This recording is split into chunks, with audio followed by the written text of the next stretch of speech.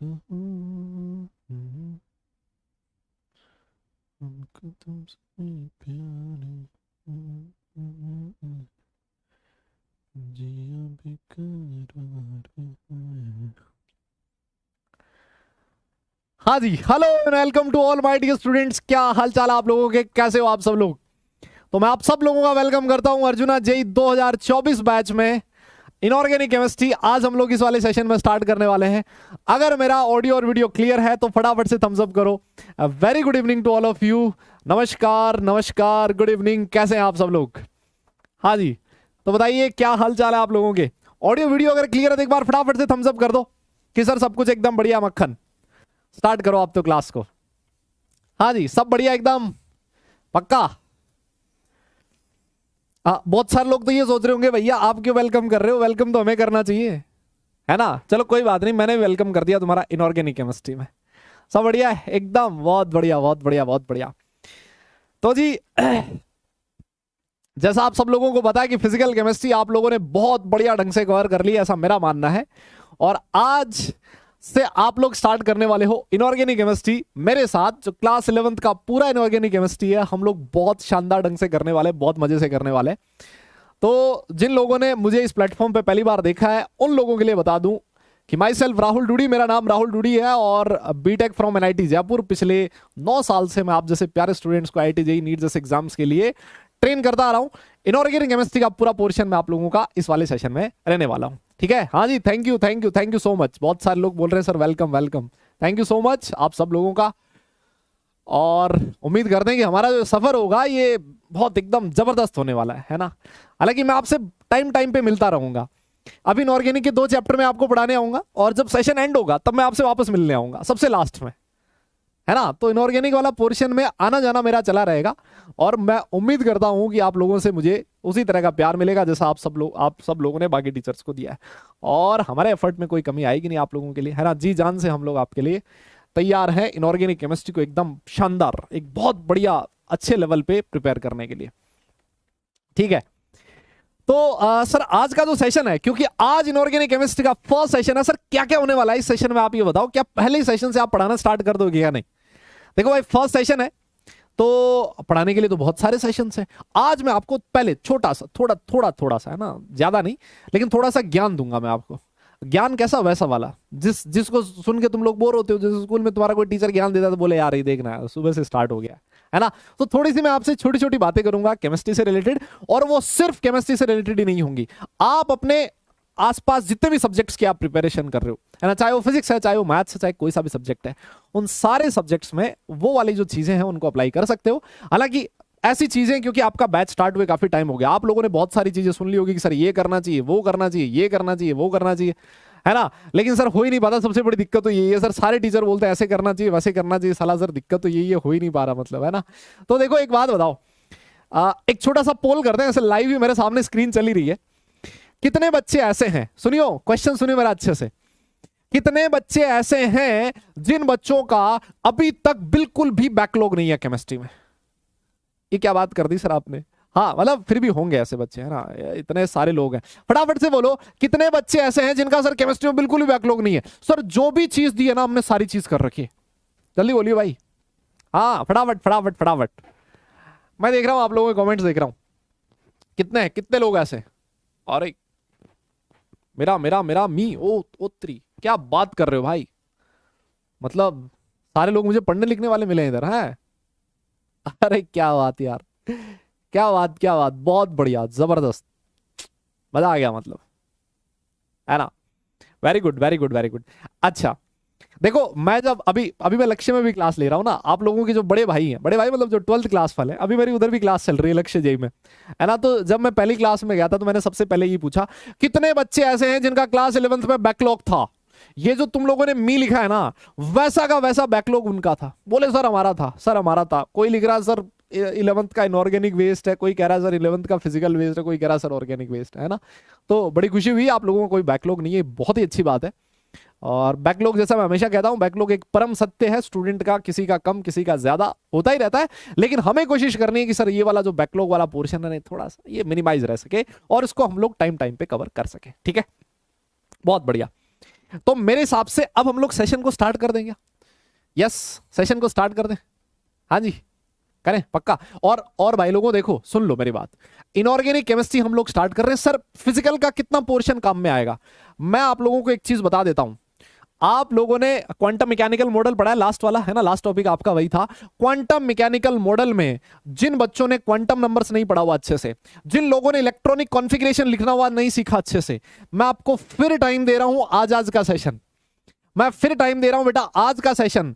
अगर आप लोगों ने क्वांटम नंबर्स और इलेक्ट्रॉनिक कॉन्फ़िगरेशन अच्छे से नहीं पढ़ रखा, अगर उसमें बैकलॉग है, उसमें कोई दिक्कत है, तो उसको आज ही घर जाके पढ़ लेना है अच्छे से। क्योंकि इनऑर्गेनिक केमिस्ट्री में सिर्फ और सिर्फ मेरे फिजिकल में वो वाला पोर्शन काम में आएगा। आपको इलेक्ट्रॉनिक कॉन्फ़िगरेशन लिखना आना चाहिए, आपको ये पता होना चाहिए कि भाई जैसे एटॉमिक नंबर 20 आ गया, मैं कहूं 20 का इलेक्ट्रॉनिक कॉन्फ़िगरेशन लिख, तो खट से एकदम कॉन्फ़िगरेशन आना चाहिए आपके मुंह से, खट खट खट खट ऐसा वाला। अगर मैं तुमसे कहूं कि भैया 108 का कॉन्फ़िगरेशन लिख, इलेक्ट्रॉनिक कॉन्फ़िगरेशन, तो खट से ऐसे कॉन्फ़िगरेशन आना चाहिए, है ना। तो ये चीज मैं आप लोगों से चाहता हूं।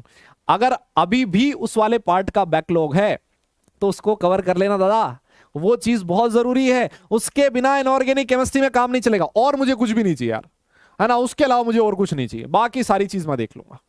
ऑलराइट, तो चलिए फिर आज वाला जो सेशन है हम लोग स्टार्ट करते हैं। सबसे पहले मैं आपको बता देता हूं ना, बहुत सारी जनता ऐसी भी होगी जिनको ये नहीं पता होगा कि सर आप लोग इनऑर्गेनिक केमिस्ट्री में कौन कौन से चैप्टर पढ़ाने वाले हो। ठीक है, तो अभी के लिए मैं आपको बोल दूं, आज से हम लोग टॉपिक जो स्टार्ट कर रहे हैं उसका नाम है दादा पीरियोडिक क्लासिफिकेशन। क्या नाम है? अगर आप अपनी एनसीईआरटी में देखोगे तो इसका नाम लंबा चौड़ा सा दिया हुआ है, classification of elements and periodicity in properties, है ना, ये वाला नाम मिलेगा। मैंने इसको शॉर्ट में लिख दिया पीरियोडिक क्लासिफिकेशन, है ना। ये वाला टॉपिक हम लोग आज स्टार्ट करने वाले हैं। फिर उसके बाद मैं आपको पढ़ाने वाला हूं केमिकल बॉन्डिंग। यस, और मैं आपको बता दूं केमिस्ट्री की जान है ये, है ना, ये क्या है, केमिस्ट्री की जान है, केमिकल बॉन्डिंग और पीरियोडिक क्लासिफिकेशन। भाई अगर ये वाला टॉपिक नहीं समझोगे तो ये नहीं समझ में आएगा, है ना। और ये वाला जो टॉपिक है केमिस्ट्री की जान मानी जाती है, जिसको बॉन्डिंग नहीं समझ में आता केमिस्ट्री में, वो हमेशा लटकता रहता है, चाहे वो फिजिकल हो चाहे वो ऑर्गेनिक हो, हर जगह ये तो काम में आएगा ही, है ना। तो हम लोग ना ये वाला जो 2 पोर्शन है अभी के लिए मैं आपको ये पढ़ाने आया हूं। इसके बाद आपका वापस से फिजिकल स्टार्ट होगा, फिर ऑर्गेनिक स्टार्ट होगा। मैं आप लोगों से वापस मिलूंगा लास्ट में, ठीक है। और उस समय मैं आपको छोटे छोटे से चैप्टर्स पढ़ाऊंगा। कौन कौन से? जैसे हाइड्रोजन, सुनियो दादा, हाइड्रोजन। फिर मैं आपको एक पढ़ाऊंगा एस ब्लॉक एलिमेंट, छोटे छोटे से चैप्टर है ना, चिन्नू चिन्नू से। फिर उसके बाद मैं आपको पढ़ाऊंगा पी ब्लॉक एलिमेंट्स, है ना। पी ब्लॉक एलिमेंट्स जो आपका क्लास 11th के सिलेबस में है, उतना ही पोर्शन हम लोग करने वाले हैं। तो इनऑर्गेनिक केमिस्ट्री का बहुत ज्यादा बड़ा पोर्शन है नहीं, फिजिकल केमिस्ट्री का क्लास 11th में काफी बड़ा पोर्शन होता है। जब आप लोग 12th में आओगे, और मैं उम्मीद करूंगा कि हम लोग वापस से 12th में इनऑर्गेनिक में मिले, तो वहां पर भी काफी सारा पोर्शन हम लोग इनऑर्गेनिक का देखने वाले हैं, ठीक है ना। तो भाई ये वाले टॉपिक्स हैं, अभी के लिए हम लोग ये 2 चैप्टर करेंगे, और फिर उसके बाद इन चैप्टर्स के लिए मैं आपको वापस मिलूंगा। लेकिन मैं आपको बता दूं, और इस बात को अच्छे से समझ लेना, ये मजाक की बात नहीं है, ये 2 चैप्टर्स बहुत ही इंपॉर्टेंट है, बहुत इंपॉर्टेंट है। लेकिन इस बात की गारंटी है कि मजा तुम्हें खूब आएगा इन 2 चैप्टर्स में, एकदम जोरदार टॉपिक्स है ना। तो ये वाले जो 2 टॉपिक्स है बेटा, इनको अच्छे से करना, इनमें कभी भी कोई भी बैकलॉग नहीं रहने देना। कोशिश ये करना कि एक भी लेक्चर ना छूटे। अभी हम लोग बात भी करेंगे कि क्या क्या चीजें आपको केमिस्ट्री में करनी है ना।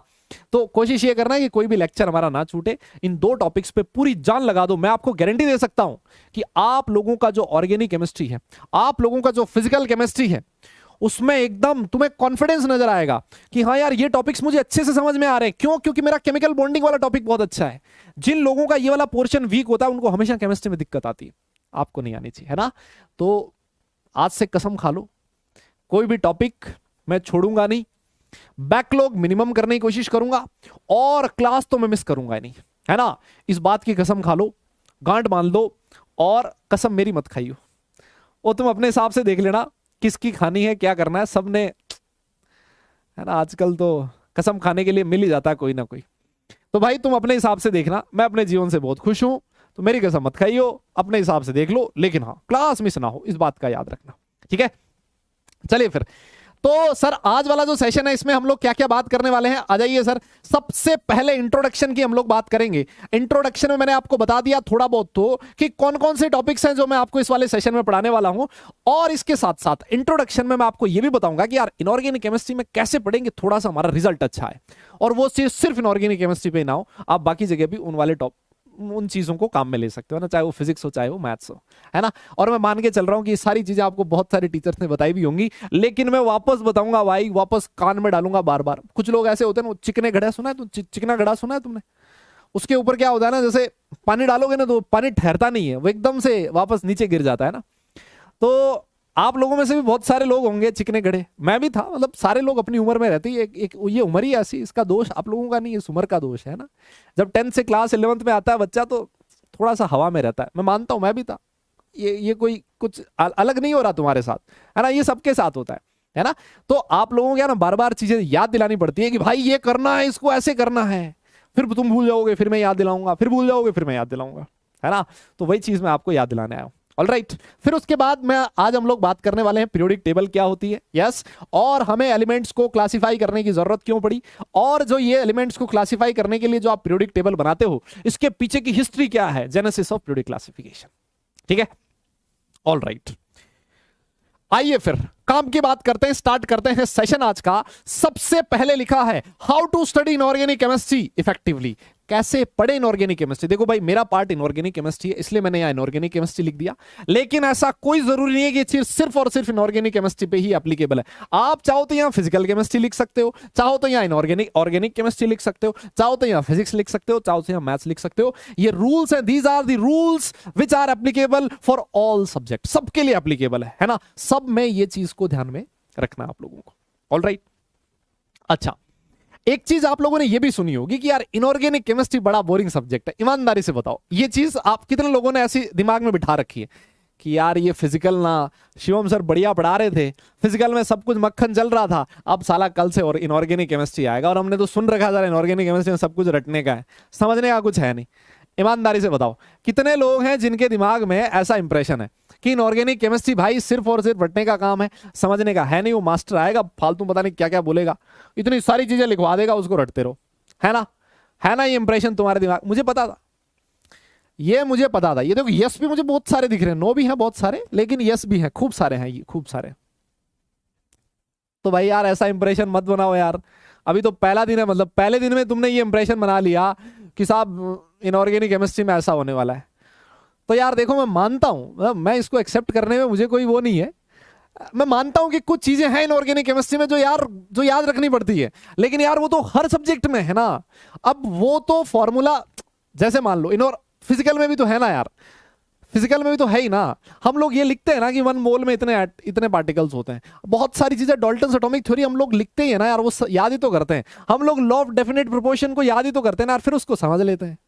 तो मुझे लगता है कि वो याद करने वाली चीज तो यार हर सब्जेक्ट में है यार, उसमें सिर्फ और सिर्फ तुम लोग इनऑर्गेनिक केमिस्ट्री को क्यों वो दे रहे हो। तो भाई थोड़ा सा रहम रखो इनऑर्गेनिक केमिस्ट्री के अपने दिमाग से, ये चीज को थोड़ा सा हटाओ। ये जो 2 चैप्टर हम लोग पढ़ने वाले हैं ना, पीरियोडिक क्लासिफिकेशन और उसके बाद ये वाला चैप्टर जो केमिकल बॉन्डिंग, भाई ये पूरे टॉपिक्स समझने वाले हैं, सब कुछ समझना है इसमें। इसमें एक रटने का बहुत ही मिनिमम है, बहुत थोड़ा सा पोर्शन है ना। तो ये वाला जो आपने दिमाग में बिठा रखा है, इसको बाहर निकालो, है ना। सब कुछ एक खुले मन से आओ कि इनऑर्गेनिक केमिस्ट्री मजा आने वाला, उतना ही मजा आएगा जितना फिजिकल में आया था, है ना, और उतना ही मजा आएगा जितना मैथ्स में आ रहा है, उतना ही मजा आएगा जितना फिजिक्स में आ रहा है ना। तो अपने दिमाग से थोड़ा सा वो निकाल के आओ और एकदम खुले खुले दिल से इनऑर्गेनिक केमिस्ट्री पढ़ना स्टार्ट करो। ऑलराइट,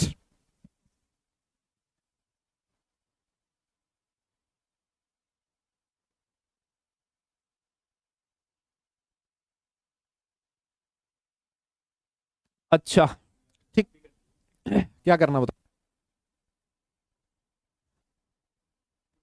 1 मिनट रुकना बेटा, थोड़ा सा कुछ टेक्निकल कुछ है, थोड़ा सा इसको ठीक करते हैं।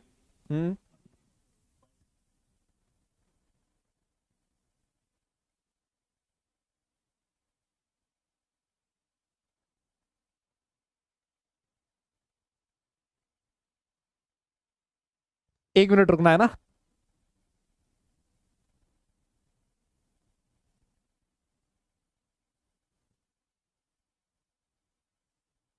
बस बस, काम हो गया, काम हो गया, है ना। ठीक है दादा, हो गया हो गया हो गया। देखो अब यार एक एक चीज को मैं छोटा छोटा सा, ज्यादा टाइम ना लेते हुए, है ना, छोटा छोटा मेरा काम है ये चीज, सारी चीज बताना, तो थोड़ा सा हम लोग डिस्कस करेंगे। सबसे पहली चीज इनऑर्गेनिक केमिस्ट्री पढ़ते टाइम जो चीज आपको ध्यान में रखनी है, सबसे फर्स्ट पॉइंट जिसपे मैं बहुत ज्यादा इंफेसाइज करता हूं, वो है notes preparation from day one.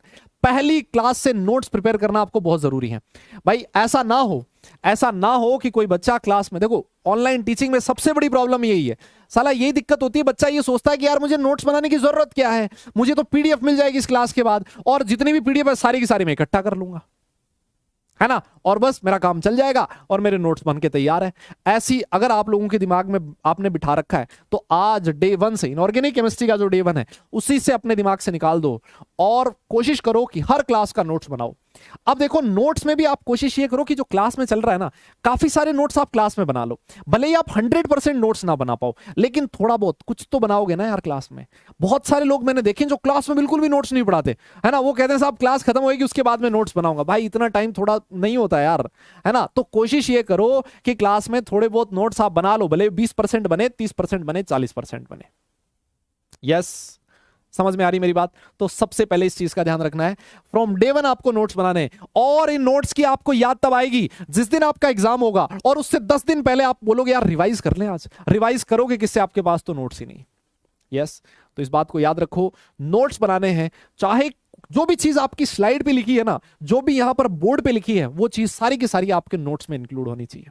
कई बार आप लोग नोट अपनी मर्जी से बना सकते हो, है ना, अपनी लैंग्वेज में बना सकते हो, जरूर नहीं कि जो डेफिनेशन मैंने जिस तरह से लिखी है वो वाली डेफिनेशन आप लिखो, है ना, लेकिन ज्यादा दिमाग मत लगाना अपना, कोशिश करना कि जो मैं लिखवा रहा हूं वही लिखो, नहीं तो कहीं भटक जाओगे तुम, है ना, वो भटकना नहीं है हमें। लेकिन नोट्स बनाने पे बहुत ज्यादा ध्यान रखना यार। अगर आपके पास नोट्स, अपने खुद के नोट्स हैं, सबसे इंपॉर्टेंट चीज होती है नोट्स खुद के बनाना। मार्केट में बहुत सारे नोट्स मिल जाते हैं, है ना, लेकिन खुद के नोट्स से पढ़ने का मजा ही कुछ और है। आप मार्केट से किसी के नोट्स ला भी सकते हो, लेकिन आपको नहीं पता होगा यार उसने किस तरह से नोट्स बनाए। सबका नोट्स बनाने का तरीका अलग अलग होता है।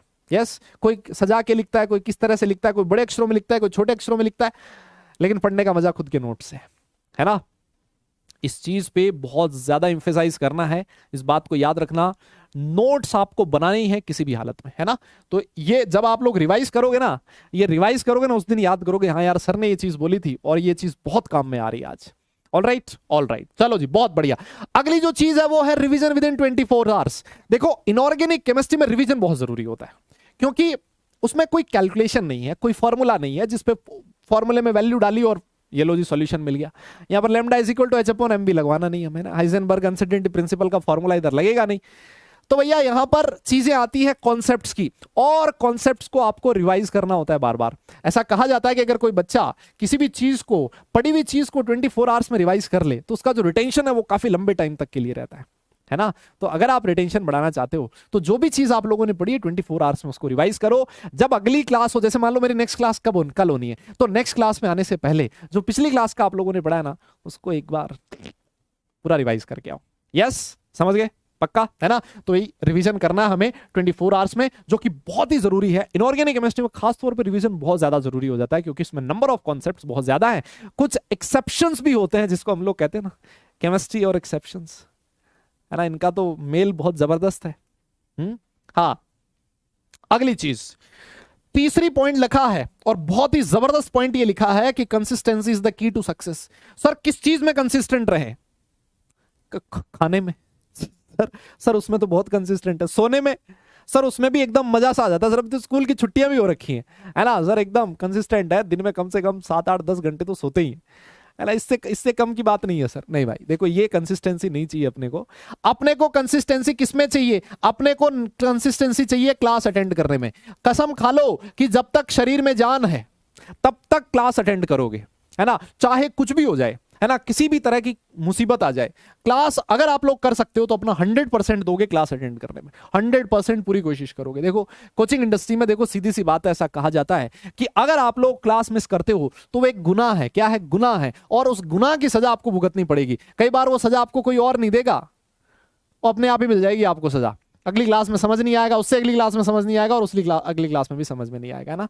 तो सबसे इंपॉर्टेंट चीज है क्लास अटेंड करिए आप लोगों ने, कंसिस्टेंटी मेंटेन रखो। किसमें? क्लास अटेंड करने में, नोट्स रिवाइज करने में, क्वेश्चंस की प्रैक्टिस करने में। देखो ये लिखा हुआ regular questions practice is must, है ना। अब क्वेश्चन प्रैक्टिस में देखो बहुत सारे लोग वो सोचते हैं इनऑर्गेनिक केमिस्ट्री में कौन से क्वेश्चन करने हैं भाई, इनऑर्गेनिक केमिस्ट्री में कौन से क्वेश्चन है यार, फिजिकल की तो बात हो कुछ समझ में आती है, फिजिक्स में भी समझ में आता है ना, मैथ्स में भी समझ में आता है, इनऑर्गेनिक केमिस्ट्री में कौन से क्वेश्चन, नहीं ऐसे नहीं है। इनऑर्गेनिक केमिस्ट्री में भी क्वेश्चंस होते हैं, कॉन्सेप्चुअल क्वेश्चंस बनते हैं, डिफरेंट डिफरेंट टाइप के क्वेश्चंस बनते हैं। तो भाई लोगों इस बात का ध्यान रखना, क्वेश्चंस की प्रैक्टिस आपको रेगुलर करनी है, क्योंकि कोई टॉपिक आपको समझ में आया कि नहीं आया ये कैसे पता लगेगा, जब आप क्वेश्चन सॉल्व करोगे तब पता लगेगा ना यार। हमने कभी क्वेश्चन किया नहीं और वो पेज पलटे जा रहे, जिस दिन एग्जाम में बैठेंगे उस दिन मामला गड़बड़ हो जाएगा, है ना। तो रेगुलर क्वेश्चंस प्रैक्टिस बहुत ही ज्यादा जरूरी होता है। और भाई यार हम लोग IIT JEE का एग्जाम देने जा रहे हैं, है ना, कोई वो लल्लू पंजू एग्जाम नहीं है ये वाला, कि दुनिया के सबसे टफ एग्जाम्स में माना जाता है IIT JEE का एग्जाम, है ना। और आप सब लोगों को बधाई हो, है ना, मैं तो कॉन्ग्रेचुलेट करना चाहूंगा आप सब लोगों के, आप लोगों ने इतना टफ एग्जाम के लिए अपने आप को लायक समझा है कि हाँ यार मैं इस एग्जाम को क्रैक कर सकता हूं। सबसे इंपॉर्टेंट चीज तो यही होती है ना, सोचना कि मैं इस चीज के लिए बना हुआ हूं। बहुत सारे लोग तो यही तक नहीं सोच पाते हैं, उनको लगता है यार नहीं IIT वाईटी मेरे बस का नहीं है। लेकिन मैं आपको बता दूं, आप ही में से वो बच्चे होंगे जो आज से 2 साल बाद किसी एक बहुत अच्छे कॉलेज में एक बहुत अच्छी रैंक के साथ उनका एडमिशन होने वाला है ना, आप ही लोगों में से होंगे वो लोग, है ना। तो हमेशा पॉजिटिव एटीट्यूड के साथ पढ़ाई करने की कोशिश करो, है ना। देखो ये जो टाइम है ना, आप अभी क्लास 11th में हो, ये सफर बहुत लंबा है। आप 2 साल बाद एग्जाम देने वाले, लगभग 2 साल की मैं बात कर रहा हूं, है ना, 2 साल मतलब अब अगर देखोगे तो लगभग 1.5 साल बाद आप एग्जाम देने वाले हो JEE का। ये वाले जो टाइम है इसमें आप देखोगे कि बहुत सारे अप्स एंड डाउन्स आपको देखने को मिलेंगे। कई बार ऐसा होगा कि एक टॉपिक बहुत बढ़िया ढंग से समझ में आएगा, और जब वो ऐसा आएगा ना तो आपको लगेगा यार अब तो सिलेक्शन पक्का IIT JEE में। अगला टॉपिक ऐसे आ जाएगा तो थोड़ा सा मुश्किल होगा, आपको नहीं समझ में आएगा वो टॉपिक, आपको लगेगा नहीं यार मेरा नहीं हो सकता IIT JEE में। फिर एक अगला टॉपिक आएगा जिसमें थोड़े खुश हो जाओगे। तो ये अप्स एंड डाउन चलता रहेगा, है ना। जो इंसान पॉजिटिव एटीट्यूड के साथ चलता रहेगा ना, वो डाउन से अप आने में बहुत थोड़ा कम टाइम लेगा ना, जल्दी आ जाएगा। नहीं तो बहुत सारे लोग ऐसे होते हैं कि जिनको वो ग्राफ उनका नीचे नीचे चला जाता है, क्योंकि वो खुद में कॉन्फिडेंट नहीं होते ना। तो भाई 3 चीजें हैं जिन पे मुझे लगता है कि कोई भी बच्चा किसी भी एग्जाम के लिए प्रिपेयर कर रहा हो, उनको 3 चीजों पे विश्वास होना बहुत जरूरी है, मेरा पर्सनली मानना है। सबसे पहली चीज तो खुद पे विश्वास होना जरूरी है कि हाँ मैं इस एग्जाम के लिए बना हूं, और सिर्फ यही मानना नहीं कि मैं इस एग्जाम के लिए बना हूं, ये एग्जाम मेरे से क्या चाहता है, क्या मांगता है ये एग्जाम, मैं ये सारी चीज करने के लिए तैयार हूं। IIT में नंबर ऑफ सीट्स फिक्स हैं, अच्छी NITs में नंबर ऑफ सीट्स फिक्स हैं, लेकिन एग्जाम देने वाले लोग बहुत ज्यादा हैं। 8 लाख लोगों ने एग्जाम दिया है, इतनी सीट्स नहीं है भैया। दुनिया किस हिसाब से मेहनत कर रही है आपको पता भी नहीं होगा, आपका कंपटीशन कैसे बच्चों से ये भी आपको नहीं पता होगा। लेकिन दुनिया की रीत यही है, जो ज्यादा मेहनत करेगा वो लास्ट में जीतेगा, है ना। जब साथ वाला पड़ोसी अगर पढ़ाई कर रहा है और तुम लोग सो रहे हो, तो जिस दिन वो तुमसे मिलेगा ना, जिस दिन वो तुमसे कंपीट करेगा, वो तुम्हें हरा देगा, वो तुमसे आगे निकल जाएगा, है ना। तो मेहनत पे विश्वास करो, खुद पे विश्वास करो कि मैं इस एग्जाम के लिए बनाऊं, है ना। और एग्जाम मेरे से जो भी चीज मांगता है मैं सारी चीज करने के लिए तैयार हूं। सिर्फ हवाबाजी से काम नहीं चलता, ऐसा नहीं होता कि मैंने वहां जाना है, मैंने वहां जाना है। ठीक है, जाना है बहुत अच्छी बात है, लेकिन उसके लिए आपको मेहनत भी उस हिसाब से करनी पड़ेगी। यस, तो इस चीज के लिए हमेशा तैयार रहो। और दूसरी चीज, यहां जो भी आपको स्क्रीन पे दिखे उस पर विश्वास करना जरूरी है ना। यहां पर जो भी मास्टर आता है ना, उस पर विश्वास होना जरूरी है। ये ऑनलाइन का जमाना है भैया, दुनिया बहुत भटकती है। किसी को लगता है वहां जाऊंगा अच्छा मिल जाएगा, वहां जाऊंगा अच्छा मिल जाएगा, उससे पढ़ूंगा मजा आ जाएगा। सारे लोग एक जैसा पढ़ाते हैं, कोई बहुत ज्यादा फर्क नहीं होता है। कम से कम अपने टीचर पर विश्वास रखो, उनको फॉलो करो, तो लाइफ में अच्छा करोगे। ठीक है, आप किसी भी अच्छे बच्चे से पूछना जिसने JEE में अच्छा रैंक लाया हो, जिसने किसी भी कॉम्पिटिटिव एग्जाम में अच्छा किया, उससे पूछना तूने कितने सारे टीचर्स बदले। वो बोलेगा नहीं मैंने नहीं बदला भाई, मुझे तो टीचर पढ़ाने आता था, मैं उसी से पढ़ता था। लेकिन ऑनलाइन में डिस्ट्रैक्शन बहुत ज्यादा है, ये अवॉइड करो, है ना। इस चीज पे कोशिश करो, भागना नहीं है इधर उधर। ये नहीं समझ में आया तो मैं कोई और वीडियो लेक्चर देख लूंगा, यहां पे नहीं समझ में आया तो मैं उस यूट्यूब चैनल से जाके वो चीज देख लूंगा। वो गलत है। वहां से थोड़ा समझ में आएगा, थोड़ा टाइम बाद वहां से भी नहीं समझ में आएगा, फिर कहीं और भागोगे, है ना। तो ये भागना चलता रहेगा, इतने में एग्जाम आ जाएगा, है ना। ये टाइम कोई बहुत लंबा नहीं है, तुम्हें लग रहा है अभी कि बहुत लंबा चौड़ा टाइम है, नहीं है भाई। ऐसे निकलेंगे, ऐसे महीने और साल खट से JEE का एग्जाम। अबे साला अभी तो एडमिशन लिया था 11th क्लास में और अभी एग्जाम आ गया JEE का, है ना। जो लोग मेहनत करते हैं, पढ़ाई करते हैं, उनके लिए टाइम निकलने में टाइम नहीं लगता। यस, तो ये दूसरी चीज, विश्वास करो इस टीचर पे जो यहाँ खड़ा है, और विश्वास करो फिर तीसरा ऊपर वाले पे। अगर आप लोगों ने मेहनत करी है तो ऊपर वाला सब अच्छा करेगा तुम्हारे साथ, है ना। इस पॉजिटिव माइंडसेट के साथ आप लोग पढ़ाई स्टार्ट करो। Inorganic chemistry. कोई बोलेगा सर पढ़ाई स्टार्ट किए खूब टाइम हो गया, इनऑर्गेनिक की मैं बात कर रहा हूं, ठीक है ना। आओ फिर आगे, और क्या करना है, पीवाईक्यूज। अच्छा पीवाईक्यूज तो तुम लोग करते ही हो ना, ईमानदारी से बताओ भाई पीवाईक्यूज क्या है। ये है सर प्रीवियस के क्वेश्चंस। देखो मैं पीवाईक्यूज आपको क्लास के साथ भी करवाऊंगा, आप क्लास के बाद में भी पीवाईक्यूज कर सकते हो। जैसे चैप्टर खत्म हो जाए ना, आप पूरे चैप्टर के पीवाईक्यूज एक साथ लगा लो। जो कॉन्फिडेंस आएगा ना तुम्हें, एकदम मजा आ जाएगा कि हाँ यार पूरा चैप्टर एकदम जबरदस्त ढंग से समझ में आ गया। पीवाईक्यूज हमें कॉन्फिडेंस। अब बहुत सारे लोग ये बोलेंगे सर पीवाईक्यूज के लिए क्या मुझे अलग से बुक लेने की जरूरत है। तो मैं कहूंगा भाई बुक लेने की जरूरत नहीं है, ये ऑनलाइन का जमाना है। तो ऑनलाइन का कितना दुरुपयोग करता है, थोड़ा बहुत सदुपयोग भी कर ले ना, यूज भी कर ले उसका। आप देखोगे चैप्टर वाइज आपको पीवाईक्यूज मिल जाएंगे ऑनलाइन, है ना, वहां से डाउनलोड कर लेना और अपनी पीडीएफ ले लेना, और उनके तो सॉल्यूशंस भी मिल जाते हैं। और अगर मान लो आपको लगे कि नहीं यार कौन देखेगा सर, आप वैसे आंखें खराब हो रखी है, मैं तो बुक लेके आऊंगा, तो मार्केट में से किसी भी पब्लिकेशन के आप बुक ले सकते हो। पीवाईक्यूज सेम ही होते हैं, सॉल्यूशन सेम ही होते हैं, है ना। तो वो पीवाईक्यूज आप ले सकते हो अपने रेफरेंस के लिए, बहुत अच्छा है यार। कोई भी चैप्टर जब हम लोगों ने पढ़ लिया और उसमें चेक करना है कि अपनी प्रिपरेशन कैसी है, तो प्रीवियस के क्वेश्चंस कर डालो, एकदम ढंग से समझ में आ जाएगा।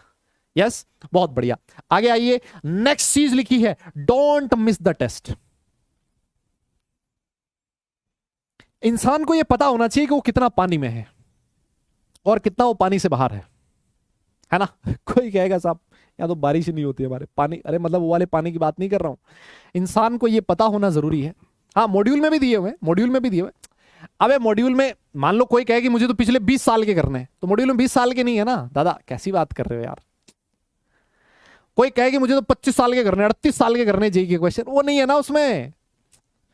अरे यार समझ नहीं रहे हो तुम, है ना। तो वो भी कर सकते हो और वहां से बाहर से भी ले सकते हो, उसमें भी आपको बहुत सारे पीवाईक्यूज मिल जाएंगे। हाँ तो देखो इंसान को ये कैसे पता लगेगा कि यार मैं कहां एग्जिस्ट करता हूं, मैं 8 लाख लोग एग्जाम देने वाले हैं, मैं कहां स्टैंड कर रहा हूं, मुझे कितना टॉपिक समझ में आया है, कितना नहीं आया है, कौन बताएगा, ये टेस्ट बताएगा। और मैं आज आप लोगों से प्रॉमिस चाहता हूं एक, कि चाहे कुछ भी हो जाए सर मैं टेस्ट जरूर दूंगा। चाहे मेरी प्रिपरेशन 20% है, चाहे 40 है, चाहे 60 है, चाहे 80 है, मैं टेस्ट जरूर दूंगा। क्योंकि अगर मैं टेस्ट दूंगा तभी मुझे पता लगेगा, तभी मुझे एहसास होगा कि मैं कहां पर वीक हूं, है ना। तो ये प्रॉमिस मैं आप सारे लोगों से चाहता हूं कि ये चीज आप अपने दिमाग में बिठा लो। चाहे टेस्ट कोई सा भी हो, चाहे वो शॉर्ट टेस्ट है, चाहे वो लॉन्ग टेस्ट है, बड़ा 3 घंटे का टेस्ट है, डजंट मैटर यार, मुझे वो टेस्ट देना ही है, चाहे कुछ भी हो जाए। प्रिपरेशन कुछ भी हो, नंबर कम आएंगे, गला थोड़ी काट देगा यार। लेकिन एक आदत बन जाती है टेस्ट को छोड़ने की, क्योंकि इंसान हमेशा भागता है, उसको लगता है कि मेरे नंबर कम आएंगे, घर वालों को क्या बताऊंगा, उसको क्या बताऊंगा, उसको क्या बताऊंगा, मुझे लगेगा कि मेरा सिलेक्शन नहीं हो सकता। इंसान की फितरत होती है ना, चीजों से भागने की। लेकिन भागना छोड़ो यार, भाग नहीं पाओगे आप, है ना। कभी ना कभी सच्चाई को एक्सेप्ट करना पड़ेगा। इसी वजह से हमेशा टेस्ट के साथ अपनी प्रिपरेशन को अलाइन रखो, और चाहे कैसा भी टेस्ट हो कोशिश करो कि वो टेस्ट मुझे देना ही है, उसको मत छोड़ो यार। इससे आपको बहुत सारे फायदे होंगे। इससे आपको यह फायदा होगा, आपको यह पता लगेगा कि टॉपिक कैसा है, स्ट्रांग है, वीक है, कहां कमी है, मैं 3 घंटे को किस तरह से यूटिलाइज कर पा रहा हूं, है ना, मेरी एक्यूरेसी कैसी है, मेरी स्पीड कैसी है। ये सारी चीज कौन बताएगा, ये टेस्ट ही तो बताएगा। टेस्ट नहीं दोगे, आप सोचो आपको जो जेई मेंस का फाइनल एग्जाम है, दादा एक बात बताओ, जो जेई मेंस का फाइनल एग्जाम है कितने घंटे का एग्जाम होता है, बताना जरा। ये चीज तो पता है ना आप लोगों को भाई लोगों, जेई मेंस का एग्जाम कितने घंटे का होता है, हेलो दादा जल्दी बताओ। यस कितने घंटे का होता है, कितने कितने कितने, हाँ जी हाँ जी हाँ जी, 3 घंटे का। वाह क्या बात क्या बात क्या बात, 3 घंटे का एग्जाम होता है, सोचो, है ना। अब आप सोचो कि 3 घंटे का एग्जाम है, 100% कंसंट्रेशन के साथ वो एग्जाम फाइट करना है। पता नहीं कहां सेंटर पे आएगा, कहां सेंटर आएगा, बहुत सारे लोग बैठे होंगे वहां पर। ऐसे माहौल में, इतना स्ट्रेस वाला माहौल होगा, उस स्ट्रेस वाले माहौल में 3 घंटे एकदम 100% कंसंट्रेशन के साथ वो पेपर अटेम्प्ट करना है, कैसे होगा। हवा में नहीं होता भाई। बहुत सारे लोग बोलते हैं ना कि मेरा पेपर छूट गया, आते हुए क्वेश्चन गलत हो गया, वो इसी वजह से होता है। क्यों? क्योंकि हमने कभी इनफ नंबर ऑफ टेस्ट दिए ही नहीं है अपनी प्रिपरेशन के दौरान। अपने दिमाग को सेट करना पड़ेगा उस चीज के लिए।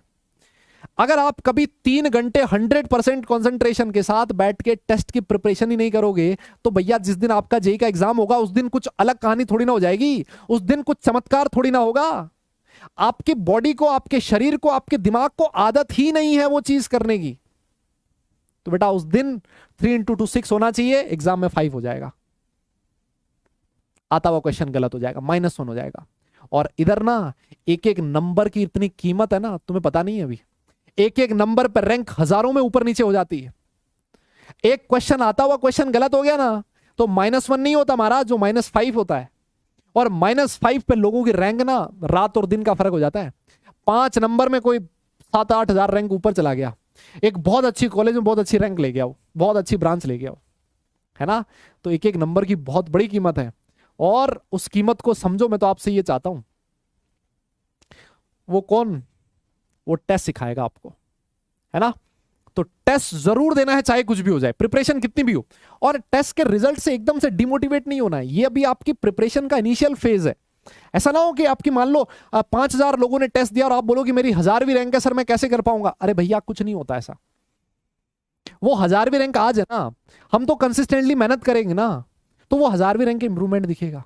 उसको एक पॉजिटिव एटीट्यूड से लो कि यार मेरे से 1000 लोग आगे, मुझे उनसे आगे जाना है ना। जब मैं तैयारी करने गया था ना, जब मैं जेई के लिए प्रिपेयर करने गया था, पहला टेस्ट दिया था, 1100 में से 250 रैंक आई थी मेरी।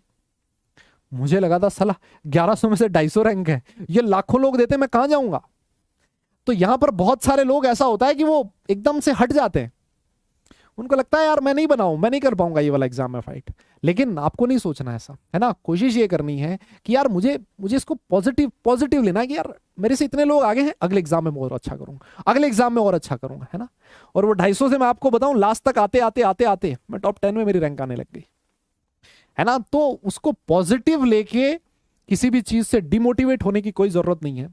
जिस दिन आप एग्जाम देने जाओ जेई का, उस दिन अगर आपको ये रिग्रेट नहीं है कि मैं इससे अच्छा नहीं कर सकता था, ये रिग्रेट आपके दिमाग में होना चाहिए, तो मैं आपको गारंटी दे सकता हूं आपके साथ अच्छा होगा। लेकिन अगर आपके दिमाग में रिग्रेट है कि यार मैं काश थोड़ा और पढ़ लेता, काश मैं थोड़े से और क्वेश्चंस की प्रैक्टिस कर लेता, काश मैं थोड़े से और पीवाईक्यूज कर लेता, तो मैं इस कॉलेज में चला जाता, मैं उस कॉलेज में चला जाता, है ना। मेरी मम्मी पापा ने मेरे लिए जो सपने देख रखे हैं कि मेरा बेटा आईआईटी करेगा, मेरी बेटी आईआईटी करेगी, बहुत अच्छी कॉलेज में एनआईटी में सिलेक्शन होगा, है ना, मैं उन सपनों को पूरा कर देता। ये रिग्रेट अगर आपके दिमाग में, इसका मतलब आप लोगों ने इनफ मेहनत नहीं करी है। तो जिस दिन आप एग्जाम देने जाओ, और अगर ये रिग्रेट नहीं है आपको कि साला मैं तो जितना मैं कर सकता था ना उतना ये मैक्सिमम था मेरा, इससे ज्यादा मैं कर ही नहीं सकता था, अगर ये चीज आपके दिमाग में नहीं है ना, बस फिर आप लोगों के साथ बहुत अच्छा होने वाला है ना। और वो चीज आपको डेली लाइफ में पता लगती है। जो लोग अपनी रैंक के लिए, अपने अपने एग्जाम के लिए, अपने पेरेंट्स के लिए, देखो बहुत सारे लोग ऐसे होते हैं, है ना, जिनको सर मोटिवेशन नहीं। यार मुझे लगता है ना, मोटिवेशन की आपके सामने 2-4 लोग हैं यार, उनको रोज तुम अपने घर पे देखते हो, है ना, आपके पेरेंट्स हैं, उनसे बड़ा आपके छोटे बड़े भाई बहन होंगे, उनसे आपको उम्मीदें होंगी, है ना। तो उसको अपना मोटिवेशन मानो। मुझे लगता है किसी और एक्सटर्नल मोटिवेशन की जरूरत ही नहीं पड़नी चाहिए। वो मोटिवेशन हमारे सामने घूम रहे होते हैं यार, वो हो सकता है आपको बोलेंगे नहीं कभी कि मैं ये चाहता हूं, मैं वो चाहता हूं, लेकिन उनके दिमाग में है कि उनका बेटा या उनकी बेटी पीडब्ल्यू से पढ़ाई कर रहा है, वो उस स्कूल में जाता है, वहां स्कूल में पढ़ रहा है, वो उसने साइंस लिया, कुछ अच्छा करना चाह रहा है वो। और बेटा आप अपनी फैमिली की सेहत बोलो, फैमिली की कंडीशन बोलो, किसी तरह से सोशल फाइनेंशियल हर तरीके से आप सुधार सकते हो, ये एक तरीका है। This is the way. Education, एक अच्छी कॉलेज में एडमिशन, ना आपके पेरेंट्स एकदम छाती चौड़ी हो जाएगी उनको, एकदम वो चलेंगे ऐसे, यार मेरे लड़के ने ये किया, मेरे लड़की ने वो किया, है ना। तो वो चीज आप खुशी दे सकते हो उनको, है ना। वो लेकिन वो कब, जब आप हर दिन करोगे उस काम को, वो एकदम से नहीं होगा। वो यूट्यूब पे वो वीडियो जाके देखने से नहीं होगा भाई लोगों। वो आता ना 15 दिन में कैसे आईआईटी में एडमिशन लें, 1 महीने में कैसे जेई क्लियर करें, वो मूर्ख बना रहे हैं तुम्हें, ऐसे के चक्कर मत पड़ना तुम। ऐसा कोई शॉर्टकट नहीं है जो तुम्हें 1 महीने में जेई की प्रिपरेशन करवा सके। नहीं तो दुनिया पागल थोड़ी ना 2-2 साल पढ़ाई कर रही है, 1 महीने में हो जाता सिलेक्शन। कुछ नहीं है, देयर इज नो शॉर्टकट, एक ही तरीका है, मेहनत। 2 साल तक पढ़ाई कर लो, लाइफ में हर चीज मिलेगी तुम्हें, उसके बाद सब कुछ अच्छा होगा भाई। अच्छी कॉलेज में एडमिशन ले लो, वहां सब कुछ बढ़िया है यार, है ना। वहां जाने के बाद आपकी रिलैक्स लाइफ जो है वो काफी चिल हो जाएगी, ठीक है। लेकिन वहां तक पहुंचना, ये सबसे इंपॉर्टेंट चीज है। आइए फिर आगे चलते हैं। और जिस चीज ने आपको सबसे ज्यादा परेशान कर रखा होगा मेरे हिसाब से, सर डिस्ट्रैक्शन, अवॉइड डिस्ट्रैक्शन। सब लोग कहते हैं अवॉइड डिस्ट्रैक्शन, और जरा ऑनलाइन टीचिंग में ना और ऑनलाइन पढ़ाई करने में ये मार देता है। डिस्ट्रैक्शन किस तरह का हो सकता है? डिस्ट्रैक्शन किस तरह का हो सकता है? मान लो कमेंट चल रहे हैं, लोगों को अलग ही कहानी चल रही है। अच्छा राहुल खाना खा लिएगा तूने? नहीं निधि मैं तो अभी थोड़ा सा, निधि तेरा नंबर देना, हाँ, कोई ये कहेगा ओ भाई मेरा कल स्कूल में ये, मेरा स्कूल में वो, ये सिर्फ फालतू बकवास चलती रहेगी थोड़े दिनों में यार, है ना। ये सबसे पहला डिस्ट्रैक्शन। आप सोचो अगर आप लाइव क्लास में ही इतना डिस्ट्रैक्टेड हो तो भैया घर जाने के बाद जब क्लास खत्म हो जाएगी उसके बाद तो तुम्हें कोई कहने वाला ही नहीं है ना। तो इन सारी चीजों से मैं तो आपसे यही कहूंगा थोड़े से दूर रहो, ये जो सोशल मीडिया इससे थोड़ा दूर रहो, है ना। आप किसी भी बच्चे का इंटरव्यू देखो ना यार, आप किसी बच्चे का इंटरव्यू देखो, उससे पूछा होगा ना किसी ने कि सर आपने इतना अच्छा कैसे किया, जेईई में इतना अच्छा रैंक कैसे आया, वो आपको यही बोलेगा कि मैं थोड़ा सोशल मीडिया से अलग रहा, मैंने अपने आप को दूर रखने की कोशिश करी। कोई ये नहीं बोलेगा कि मैं सुबह उठते ही आधा घंटा इंस्टाग्राम चलाता था, फिर उसके बाद में उसकी रील्स देखता था, फिर दोपहर में नाश्ते जब मैं खाना खाता था उस समय फेसबुक पे अपने यार दोस्तों से गप्पे मारता था, शाम को मैं थोड़ा बाहर निकल के रील वील बना के उसको सोशल मीडिया पे अपलोड करता था। कोई नहीं बोलेगा भाई ऐसा, सारे लोग यही बोलेंगे कि साहब इनसे मैं दूर रहा और मैं सिर्फ और सिर्फ मैंने अपनी पढ़ाई पे ध्यान दिया, है ना। तो मैं आज यहां पर पहुंचा हूं। थोड़ा सा देखो, कुछ पाने के लिए, सुना है ना तुमने, कुछ पाने के लिए कुछ खोना तो पड़ता है ना। और इस समय आपके पास खोने के लिए क्या है, आप थोड़ा सा अपना ये सारी चीजें ना खो सकते हो कि अपनी पढ़ाई पे थोड़ी ध्यान ज्यादा फोकस कर सकते हो, अपने यार दोस्तों से मिलना जुलना थोड़ा कम कर सकते हो, है ना। ये जो सोशल मीडिया पे आप टाइम वेस्ट करते हो उसको थोड़ा कम कर सकते हो, यूट्यूब पे जो आप फालतू वीडियोस देखते हो उसको कम कर सकते हो। इससे अच्छा हमारी ऐप पे आओ ना यार, टीचर का किसी का वीडियो चलाओ, सामने पढ़ने का मन नहीं भी हो रहा हो ना तो भी पुराना कोई वीडियो चला दो, चलो यार आज तो केमिकल बॉन्डिंग रिवाइज करते हैं। वो साला तुम्हारा मन नहीं भी है ना, थोड़े टाइम में वो चलता भी रहेगा ना, सामने कुछ अच्छा ही होगा भाई, वो फालतू के वीडियो देखने से 100 गुना अच्छा होगा वो, है ना। तो इस चीज को फोकस करो। अभी देख रहा है कोई कह रहा है आईपीएल अभी देखो वो सीएसके के फैन मिल जाएंगे तुम्हें अभी इधर, वो तो पागल हो रखे तुम्हारे वो बड़े भैया है जो है ना। तो ये दादा ये काम नहीं करना आप लोगों ने यार, इस चीज को थोड़ा अलग सोच रखो, है ना। आप लोगों ने वो देखा है कभी शादी में गए हो, शादी नहीं हुई है लेकिन शादी में तो गए हो ना। अरे भैया शादी में जैसे मान लो, मैंने काफी बार क्लास में बोला है, जब वो घोड़े पे दूल्हे राजा बैठे होते हैं ना, तो जो घोड़ा चल रहा होता है ना उसकी देखना कभी यहाँ पे ना एक ऐसे दोनों साइड ना एक गत्ता सा लगा होता है उसकी आंखों के दोनों साइड, है ना। वो क्यों होता है, वो इसीलिए होता है कि उसको डिस्ट्रैक्शन ना हो, वो सीधा देखे और घोड़ा सीधा चलता रहे। अगर उसका डिस्ट्रैक्शन हो गया, सामने वाला मान लो इधर पड़ोसी कोई पटाखा बजा रहा है, कोई डांस कर रहा है और वो आपका घोड़ा डिस्ट्रैक्ट हो गया, तो दूल्हे राजा इधर घोड़ा उधर, और पता चले दूल्हे राजा को लेके भाग गया चला घोड़ा ही। देखा तुमने ऐसे वीडियोस, है ना। तो वही ऐसे दुर्घटना घटित हो सकती है जब डिस्ट्रैक्शंस होते हैं। तो सीधा चलो, जो आपके टीचर आपको जैसे बोलते हैं कोशिश करो कि जिन्होंने उन लोगों ने जो भी आपको बोला है उस चीज को फॉलो कर पाओ आप, ठीक है। हाँ, इसके बाद सबसे लास्ट में ये मजा आ गया सर, ये तो चीज आपने बहुत काम की बोली है, स्लीप वेल, बहुत बढ़िया ढंग से सो। लेकिन यहाँ स्लीप वेल का मतलब ये नहीं कि दिन में 8 घंटे 9 घंटे। आप सोचो अगर आप अपनी लाइफ में हर दिन 8 घंटे सोते हो तो आप अपनी लाइफ का 33% टाइम तो सोने में वेस्ट कर रहे हो। बहुत बेसकीमती है ये लाइफ, है ना। तुमने 1/3 जो टाइम था साला वो तो सोने में निकाल दिया अरे भैया अब फिर काम करने के लिए और फिर सोना, फिर उठोगे, फिर उसके बाद बहुत सारी क्रियाकलाप आपको और भी करने, आधे से ज्यादा टाइम तो आप वहां पर निकाल रहे हो, है ना। कुछ करने के लिए बहुत कम टाइम बचेगा। तो मैं ये नहीं कहता हूं, मैं तो इस चीज को नहीं मानता हूं कि 8 घंटे सोना ही जरूरी है, ऐसा कुछ नहीं होता। सबका अपना क्लॉक अलग अलग तरीके का है, किसी को 6 घंटे सोने में मजा आ जाता है, किसी को 7 घंटे में आता है। लेकिन मुझे लगता है कि 6 से 7 घंटे का जो नींद है वो सफिशियंट है। 7 घंटे का तो एकदम जोरदार वाला सफिशियंट है ना। 8-8 घंटे सोने का थोड़ा अपने शरीर को थोड़ा कष्ट देने की कोशिश करो, है ना। लेकिन इसका मतलब ये भी नहीं है कि पता चले रात को 2 घंटे सो रहे हैं, सर कल एग्जाम है रात भर सोया भी नहीं, वो भी तरीका नहीं होना चाहिए ना। आप अपनी पढ़ाई को थोड़ा ढंग से मैनेज करो, और सोना बहुत जरूरी है यार ना। अगर आप रात को सही नहीं सोओगे तो अगली क्लास में जो भी आपका अगला दिन होगा उसमें आपको काफी तकलीफ उठानी पड़ सकती है ना। वो वाली चीजें आपको समझ ही नहीं आएगी जो उस क्लास में बताया जाएगा, ठीक है। बहुत बढ़िया, बहुत बढ़िया। चलिए फिर ये सारी चीजें बेटा मैंने आपको बताई, और मैं कोशिश, मेरी आप लोगों से उम्मीद यही होगी कि आप इन सारी चीजों को फॉलो करेंगे। अभी आप लोग 10 से 11 क्लास में आए हो, अभी मैं 12th क्लास का बैच ले रहा हूं, लक्ष्य जेईई में बैच ले रहा हूं। सबसे बड़ी जो प्रॉब्लम है वहां पर बच्चों की वो है बैकलॉग। उन्होंने क्लास 11th अच्छे से नहीं किया। और यार इस बात को तुम गांठ बांध दो, इसको समझ लो कि अगर तुम लोगों ने 11th का काम 11th में खत्म कर दिया ना, तुम आधे लोगों से कंपटीशन में वैसे आगे हो गए। मेरी गारंटी है कि जो बच्चा 11th में सीरियस नहीं होता उसको 12th में सफर करना पड़ता है। 12th में बेटा बहुत सारी चीजें 11th क्लास से रिलेटेड है यार, तुम समझ नहीं रहे हो मेरी बात को, है ना। तो 11th क्लास का जो पोर्शन है उसको 11th क्लास में ही खत्म करो। और एक बहुत ही प्यारी लाइन लिखी हुई है, एक बहुत ही प्यारी लाइन लिखी हुई है ना। क्या लिखा है कि you will never always be motivated. ऐसा कोई इंसान हो ही नहीं सकता जो हर समय मोटिवेटेड रहता हो। अप्स एंड डाउन हमेशा आता है। So you must learn to be disciplined. Discipline रहो। इसीलिए मैंने बोला ना, कंसिस्टेंसी रखो, डिसिप्लिन रहो अपना लेक्चर अटेंड करने में। लाइव लेक्चर है, लाइव ही लेना, रिकॉर्डेड नहीं लेना। अगर तुम लोग ये सोचने लगोगे ना लाइव है इसको रिकॉर्डेड ले लूंगा, यूं मानो बैकलॉग की शुरुआत हो चुकी है, वो बैकलॉग आपको नहीं करना है ना। तो लाइव वाला लेक्चर लाइव लो, क्वेश्चंस प्रैक्टिस करनी है, डीपीपीज आपको मिलती है उसको टाइमली सॉल्व करना है। यस, रहेगा ऐसा पक्का?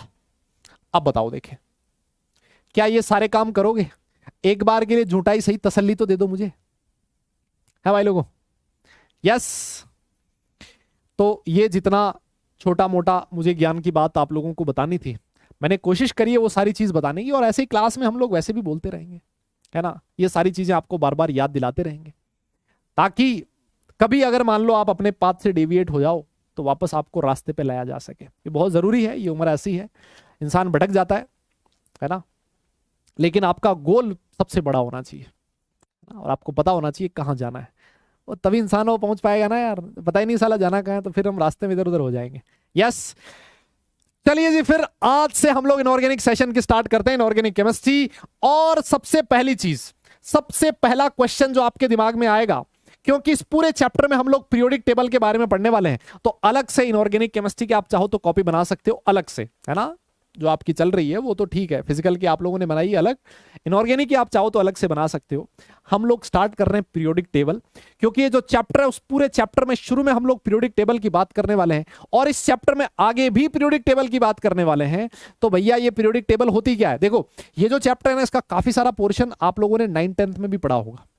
दादा आप लोगों ने पढ़ा है ना, classification, Mendeleev periodic table, Dobereiner's triads, पढ़ा है ना यार आप लोगों ने, है ना। तो शुरू वाला जो पोर्शन रहेगा ना इस चैप्टर का, मैं बता दूं, शुरू वाला पोर्शन यार थोड़ा सा वैसा है, मतलब थ्योरेटिकल सा टॉपिक है ना। थ्योरेटिकल सा टॉपिक रहेगा, झेल लेना उसको, मैं लिखने के लिए तुम्हें सफिशिएंट टाइम दूंगा, है ना। थ्योरेटिकल पोर्शन है तो यहां पर लिखा है स्लाइड पे, वो लोग बड़े आराम से लिखना, आप लोग कुछ चीजें जिसकी मुझे जरूरत होगी वो मैं आपको समझाता रहूंगा। ऑलराइट, हाँ। तो सबसे पहली चीज पीरियोडिक टेबल क्या? देखो, अगर मान लो आपने नहीं भी पढ़ा, कोई बात नहीं, कोई बोलेगा सर कोविड, सर हमने नहीं पढ़ा, डिलीट हो गया था, डिलीट हो गया, कोई बात नहीं, मैं पढ़ा दूंगा यार, ऐसी क्या बात है, कोई बात नहीं। मैं तो ऐसे ही पूछ रहा था कि क्या पता किसी ने, हाँ नहीं पढ़ा, कोई बात नहीं। देखो, हाँ, आप लोगों ने ये तो पढ़ा है ना भाई, पीरियोडिक टेबल देखी तो है ना, आप लोगों ने पीरियोडिक टेबल की शक्ल तो देखी है ना भाई। पीरियोडिक टेबल क्या होती है? देखो, नाम से ही पता लग रहा है टेबल होती है साहब, और आपके जो एलिमेंट्स होते हैं, जो केमिस्ट्री में एलिमेंट्स होते हैं, हमने उन एलिमेंट्स को ऐसे हॉरिजॉन्टल रोज और वर्टिकल कॉलम्स जो हैं ऐसे क्लासिफाई कर रखा हमने एलिमेंट्स को। भाई पीरियोडिक टेबल क्या है? सर पीरियोडिक टेबल एलिमेंट्स को एक क्लासिफाई करने का तरीका है ना। हम लोग पीरियोडिक टेबल में इस तरह एक टेबल ही तो होती है ना, आप लोगों ने देखी होगी ना, ऐसे इनको बोला जाता है rows, horizontal rows, these are vertical columns. तो हम लोगों ने एलिमेंट्स को इस तरह से हॉरिजॉन्टल रोज और वर्टिकल कॉलम्स में क्लासिफाई कर रखा है। किस तरह से? इस तरह से कि भैया ये जो एक ही वर्टिकल कॉलम में जितने भी एलिमेंट्स आते हैं, इन सारे एलिमेंट्स की जो प्रॉपर्टीज होती हैं वो सेम होती है। अच्छा सर क्या बात कर रहे हो? हाँ जी, मैं बिल्कुल सही बात कर रहा हूं। एक ही वर्टिकल कॉलम्स में जितने भी एलिमेंट्स आते हैं उनकी प्रॉपर्टीज क्या होती हैं? सेम होती है। सर ये सेम क्यों होती है? आज नहीं बताऊंगा, आगे बताएंगे। अगले वाले जो सेशंस आएंगे उनमें आपको पता लगेगा कि क्या रीजन है एक ही ग्रुप में आने वाले, एक ही वर्टिकल कॉलम्स में आने वाले एलिमेंट्स की प्रॉपर्टीज को सेम होने का रीजन हम लोग आगे आने वाले पोर्शन में पढ़ने वाले हैं। ठीक है, तो आपको क्या लिखना है? आपके सामने डेफिनेशन लिखी हुई है, व्हाट इज पीरियोडिक टेबल, और बहुत ही शानदार 2 लाइन लिखी हुई लिखता है, it may be defined as the table which classifies all the known elements. जो टेबल है जो क्या करती है, जितने भी नोन एलिमेंट्स हैं उनको क्लासिफाई करती है। सर क्लासिफाई किसके अकॉर्डिंग करती है? इन accordance of their properties. Elements को किस तरीके से क्लासिफाई किया गया? किसके अकॉर्डेंस में? In accordance of their properties, in such a way that the elements having same properties are group together in the same vertical column. एक ही वर्टिकल कॉलम में जितने भी एलिमेंट्स आएंगे उनकी प्रॉपर्टीज सेम होगी। इस वर्टिकल कॉलम में जितने भी एलिमेंट्स आएंगे उनकी प्रॉपर्टीज सेम होगी। यहां पर जितने भी एलिमेंट्स आएंगे उनकी प्रॉपर्टीज सेम होगी। क्या मेरी बात समझ में आई? दादा हाँ ना बोलना पड़ेगा। और अगर आप लोगों ने नोट कर लिया है, अगर आप लोग नोट कर लो तो डन लिख देना, फिर हम लोग आगे चलेंगे। यस, बहुत आसान है, बहुत आसान है, बहुत सिंपल है भाई, मैं बता रहा हूं ना, तो नोट करो इसको फटाफट, फिर उसके बाद हम लोग आगे चलेंगे। अच्छा क्या बात है, कोई कह रहा है सर सेम इलेक्ट्रॉनिक कॉन्फ़िगरेशन, बहुत बढ़िया बहुत बढ़िया बहुत बढ़िया बेटा, बहुत बढ़िया। हाँ जी हाँ जी, नोट करो नोट करो दादा, डन लिख देना, डन।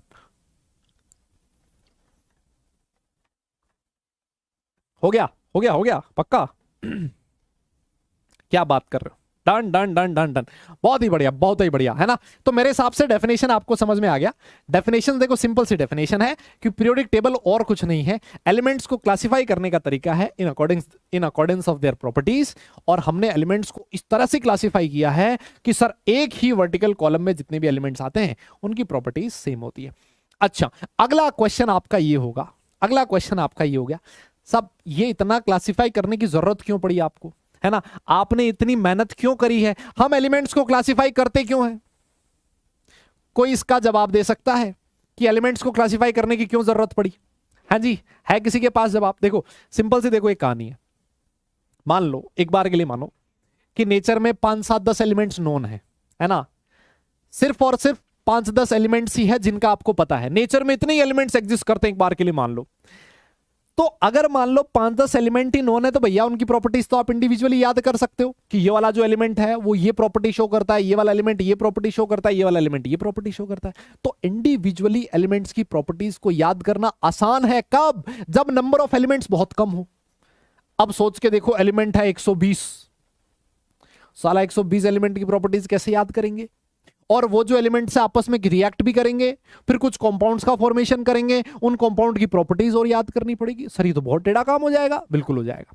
तो जब नंबर ऑफ एलिमेंट्स कम थे तो एलिमेंट्स की प्रॉपर्टीज को इंडिविजुअली याद किया जा सकता था, समझा जा सकता था। लेकिन जब नेचर में नए नए एलिमेंट्स की खोज हुई, जब नए नए एलिमेंट डिस्कवर हुए, तो सर एलिमेंट्स की प्रॉपर्टीज को इंडिविजुअली याद रखना बहुत ही मुश्किल हो गया सर। इसी वजह से हमने एलिमेंट्स को क्लासिफाई किया, ताकि एलिमेंट्स की जो प्रॉपर्टीज है वो आसान हो सके, इजी हो सके, है ना, सिस्टमैटिक हो सके।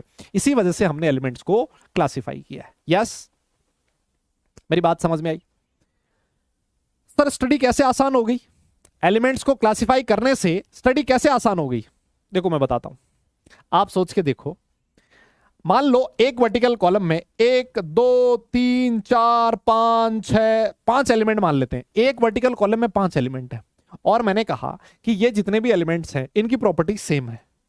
अगर सेम है तो आपको 5 एलिमेंट की अलग अलग इंडिविजुअल प्रॉपर्टीज याद रखने की जरूरत नहीं है। आप क्या करोगे, किसी एक एलिमेंट की प्रॉपर्टी याद कर लो, बाकी जो एलिमेंट्स हैं उनकी प्रॉपर्टी भी तो भाई ऐसी होगी।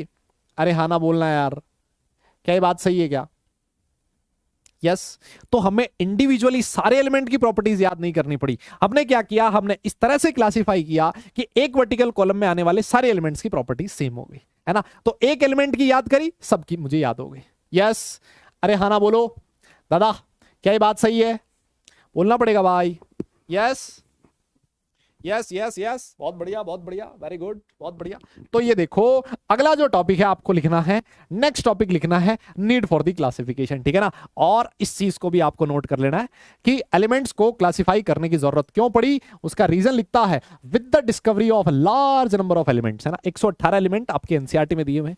कुछ 2-1 एलिमेंट्स की नई खोज हुई है, लेकिन वो आपके अभी तक सिलेबस में नहीं आया, तो आप लोग वही मान के चलो कि जो एनसीईआरटी में दिया हुआ है, ठीक है ना।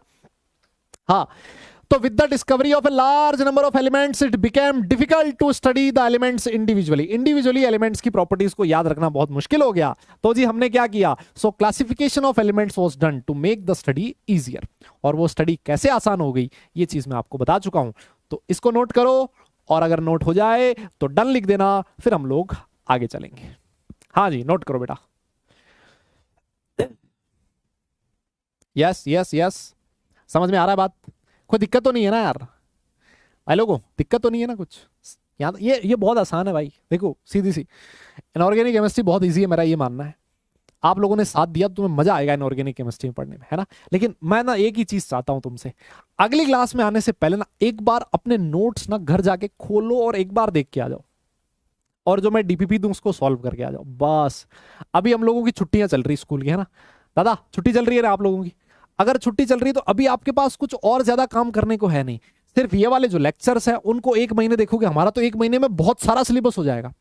देखो ये वाला चैप्टर है, ये तो खत्म हो ही जाएगा, अगला वाला चैप्टर भी काफी हो जाएगा 1 महीने में।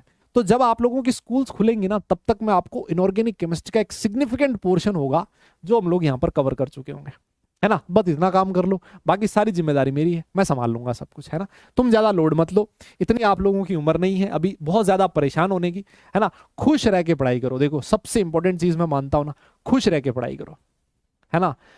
आपके जो घर वाले हैं, आपके यार दोस्त हैं, जब आप उनसे मिलो तो आप थोड़ी सी पॉजिटिव वाइब्स आनी चाहिए। ऐसा नहीं लगना चाहिए आपके पेरेंट्स को भी यार कि मैंने कुछ गलती तो नहीं कर दी इसको साइंस दिलवा के, है ना। ऐसे परेशान नहीं रहना है। परेशान होके किसी ने कोई कुछ नहीं उखाड़ पाया। देखो खुश रहो एकदम, और वो खुश वही इंसान रह पाएगा ना जो हर दिन का काम हर दिन करेगा, है ना। आप खुश तब नहीं रह पाओगे जब आपके पीछे का बैकलॉग बहुत सारा है। केमिस्ट्री में 10 लेक्चर का बैकलॉग, आप नहीं रह पाओगे खुश। तो हर दिन का काम हर दिन करो, खुश रहो, ऐसे दिमाग पे ज्यादा लोड मत लो, है ना। मैं यही चाहता हूं आप लोगों से। यस देखो एग्जाम आते रहेंगे लाइफ में, बहुत सारी चीजें करने को, लेकिन खुश रहना ज्यादा जरूरी है। यस पक्का, ओके।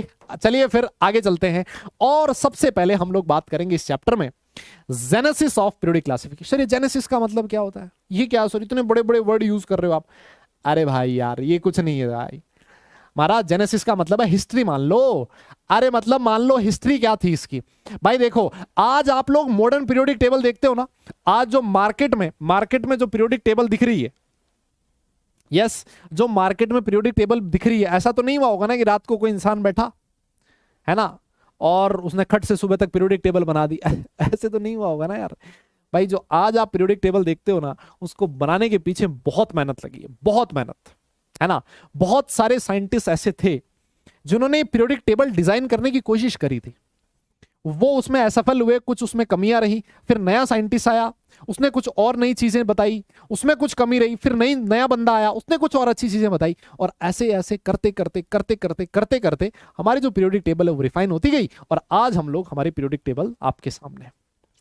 यस तो हम लोग इस हिस्ट्री के बारे में पढ़ने वाले हैं, ठीक। अच्छा अब ये जो हिस्ट्री वाला पार्ट रहेगा ना, इसमें बहुत सारे लोग आएंगे, है ना। तो मैं सबके बारे में थोड़ा थोड़ा हम लोग लिखेंगे। हालांकि ये वाला जो पोर्शन होता है, ये शुरू वाला पोर्शन बहुत ज्यादा इंपॉर्टेंट नहीं है, किसने क्या कहा हमें ये चीज ध्यान में रखना है। बाकी आओ देखते हैं क्या होता है। आइए सबसे पहले मैं बात करूंगा लेवोजियर की। Yes लेवोजियर्स classification. सर ये देखो ये शक्ल भी बनानी है क्या? अबे कोई ये काम मत करने लग जाना, कोई पता चले ये ड्रॉ करने लग जाए। नहीं, ये भाई साहब है ना, मार्केट में इनकी फोटो ऐसी है तो मैंने ऐसी दिखा दी, ताकि कभी अगर मान लो कभी रास्ते में जा रहे हो ऐसी कोई शक्ल दिख जाए, है ना, तो तुम हाथ मिला सको, साहब आपने बहुत बढ़िया काम किया था, है ना, आपने क्लासिफाई किया था एलिमेंट्स को, है ना। तो ये ऐसी शक्ल है दिखने में, एक्चुअली है कि नहीं है पता नहीं, लेकिन मतलब फोटोज ऐसी अवेलेबल है इनकी, है ना। तो सबसे पहले हम लोग इस क्लासिफिकेशन से स्टार्ट करने वाले। ये इन भाई साहब का नाम है लेवोजियर, है ना, एंटोनी लेवोजियर। नाम देख रहे हो, एकदम जबरदस्त धांसू सा नाम है ना, जबरदस्त है ना। हाँ अब देखो इसमें आपको ईयर वियर याद रखने की जरूरत नहीं है भाई, कि इन्होंने एलिमेंट्स को किस साल में क्लासिफिकेशन, अबे हमारी सेहत पे नहीं फर्क पड़ेगा कोई किस साल में किया नहीं किया, ना, हमें ध्यान रखना है इन्होंने क्या कहा। यस तो ये जो भाई साहब थे, ये बहुत इनिशियल क्लासिफिकेशन था एलिमेंट्स का, इन्होंने कुछ बहुत बड़ी चीज नहीं बोली थी, है ना। कोई बता सकता है क्या बोला था लेवोजियर ने? हाँ जी महाराज, दादा कोई बता सकता है लेवोजियर ने क्या बोला था, एलिमेंट्स को किस तरह से क्लासिफाई किया था? हाँ जी कोई बोल ही नहीं रहा, मतलब हद है, मतलब ए भाई लोगों, अरे बोलो ना यार, क्या क्या बोला था? कोई बता सकता है? किसी को पता है क्या? हाँ जी किसी को पता है क्या? पता ही नहीं है। अरे कोई कह रहा ट्राइड्स, अबे ट्राइड्स, ये अगर ट्राइड्स के बारे में बोलेगा डोबेनियर बुरा मान जाएगा, डोबेनियर बुरा मान जाएगा। नहीं नहीं नहीं पता। ओह ओह आओ आओ फिर आओ। ये जो भाई साहब थे ना, इन्होंने एलिमेंट्स को दो पार्ट में क्लासिफाई किया। इन्होंने कहा कि एलिमेंट को आप दो तरह से क्लासिफाई कर सकते हो, एक होता है मेटल्स और एक होता है नॉन मेटल्स। क्या कहा इन्होंने? सुनिए, इनका ये कहना था कि आप एलिमेंट्स को दो तरह से क्लासिफाई कर सकते हो। किस किस तरह से? एक को बोला जाएगा मेटल्स और दूसरे को कहा जाएगा नॉन मेटल। सर इन्होंने किस बेसिस पे किया क्लासिफिकेशन? इन्होंने क्या किया था, इन्होंने एलिमेंट्स की फिजिकल प्रॉपर्टीज को कंसीडर किया, जैसे हार्डनेस को कंसीडर किया, जैसे मलिएबिलिटी को, लस्टर को। इन्होंने देखा कि जो सब्सटेंस मेलिएबल है, जो हार्ड है, जो लश्चरस है, इनको इन्होंने बोल दिया ये मेटल है, जो नहीं था उसको बोल दिया नॉन मेटल है। यस, ये बहुत ही इनिशियल क्लासिफिकेशन था, बहुत ही इनिशियल क्लासिफिकेशन था, है ना। एलिमेंट्स को दो पार्ट में क्लासिफाई किया, लेकिन आप लोग तो होशियार हो, आप तो समझदार हो, आप लोगों ने मेटलॉइड नाम की चीज सुनी है। हाँ जी, आप लोगों ने मेटलॉइड नाम की चीज सुनी है ना। तो जब बहुत सारे सब्सटेंसेस ऐसे भी होते हैं जिनको सिर्फ मेटल या सिर्फ नॉन मेटल नहीं कहा जा सकता, उनकी जो प्रॉपर्टीज होती हैं वो मेटल और नॉन मेटल के बीच की होती है, दोनों तरह की प्रॉपर्टी शो करते हैं, जिनको हम लोग क्या कहते हैं, मेटलॉइड्स कहते हैं। और इसने मेटलॉइड के बारे में कोई कहानी नहीं बताई, और ये एक बहुत ही ब्रॉड क्लासिफिकेशन था यार। इसके अलावा और कुछ भी नहीं बोला इसने कहा एलिमेंट को दो पार्ट में क्लासिफाई कर दो, एक होगा मेटल, दूसरा होगा नॉन मेटल, कहानी खत्म, भाड़ में जाए फिर दुनिया, है ना। तो इसकी लिमिटेशन क्या रही कि there was no place for metalloids. Metalloids बुरा मान के बोले भाई मेरा क्या होगा, मुझे तो तुमने कहीं डाला ही नहीं। लेवोजियर को मेटलॉइड वगैरह के बारे में पता नहीं था, because it was very initial classification. ठीक है, तो एक बार फटाफट से इसको नोट करो। यस, इसको नोट करो, और अगर नोट हो जाए तो डन लिख देना, फिर हम लोग आगे चलेंगे। हाँ जी, फटाफट नोट करो, देखे भाई लोगों, फटाफट से नोट करो।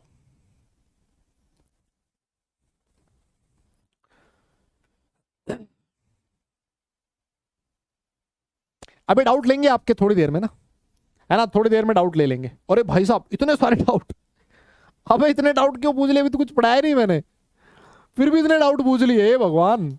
ओ भाई, ओ भाई, हद है मतलब।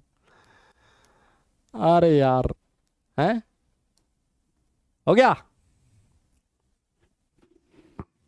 हो गया, हो गया, done done done done done done, पक्का। Yes yes yes yes, okay okay okay okay, चलो कोई बात नहीं, अभी डाउट्स भी लेंगे, कौन क्या कह रहा है देख लेंगे, है ना।